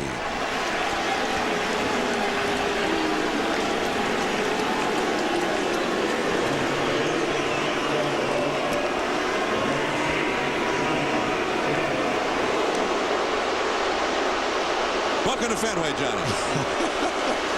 He's heard that before. He's saying, you used to cheer for me, though. That was a louder boo than Teixeira ever got tonight.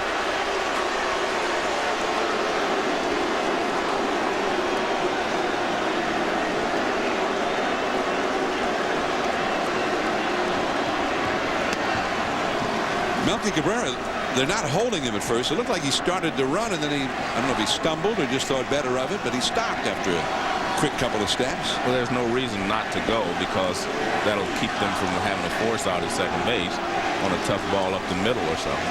And Davis still a fast runner. Yeah. There he goes. And that is a ball. He must have stumbled and decided against it the first time.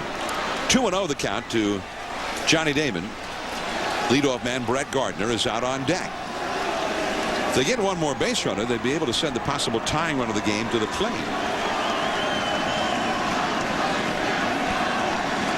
2-0. Saito throws. 2-1. Saito does not want to give in to Johnny Damon here. He wants to go at Johnny Damon and be aggressive. I mean, you cannot put him on with a walk. You've got to go at him. You do not want to bring the tying run to the plate. 4-1 Red Sox. 9th inning. 2 down. Runner at second. 2-1 to Damon. Right field deep. And not deep enough. The ball game is over. The Red Sox sweep the Yankees. They sweep the homestand. 9 straight on the homestand and 10 straight overall. The sizzle keeps on going. The Red Sox are hot. But I think what we see now is that the Red Sox are better prepared right now than the Yankees. But again, I think the Yankees are going to have to retool, and I guarantee you they'll be in the race before the season is over. And speed, such a factor. Jacoby Ellsbury manufacturing runs for this potent Boston offense. We will see you next Sunday night from Texas, the White Sox and the Rangers. Next Sunday at 8 Eastern. Final score 4-1. The Red Sox complete their sweep of the Yankees. Next on ESPN Sports Center. Stay tuned for that. This has been a presentation of ESPN, the worldwide leader in sports. Now, for Joe Morgan, Steve Phillips, and our entire crew, this is John Miller. Thanks for tuning in. We hope you enjoyed the telecast from Fenway Park. 4-1, the Red Sox win it. Now, good night from Boston. Let's take it to Sports Center.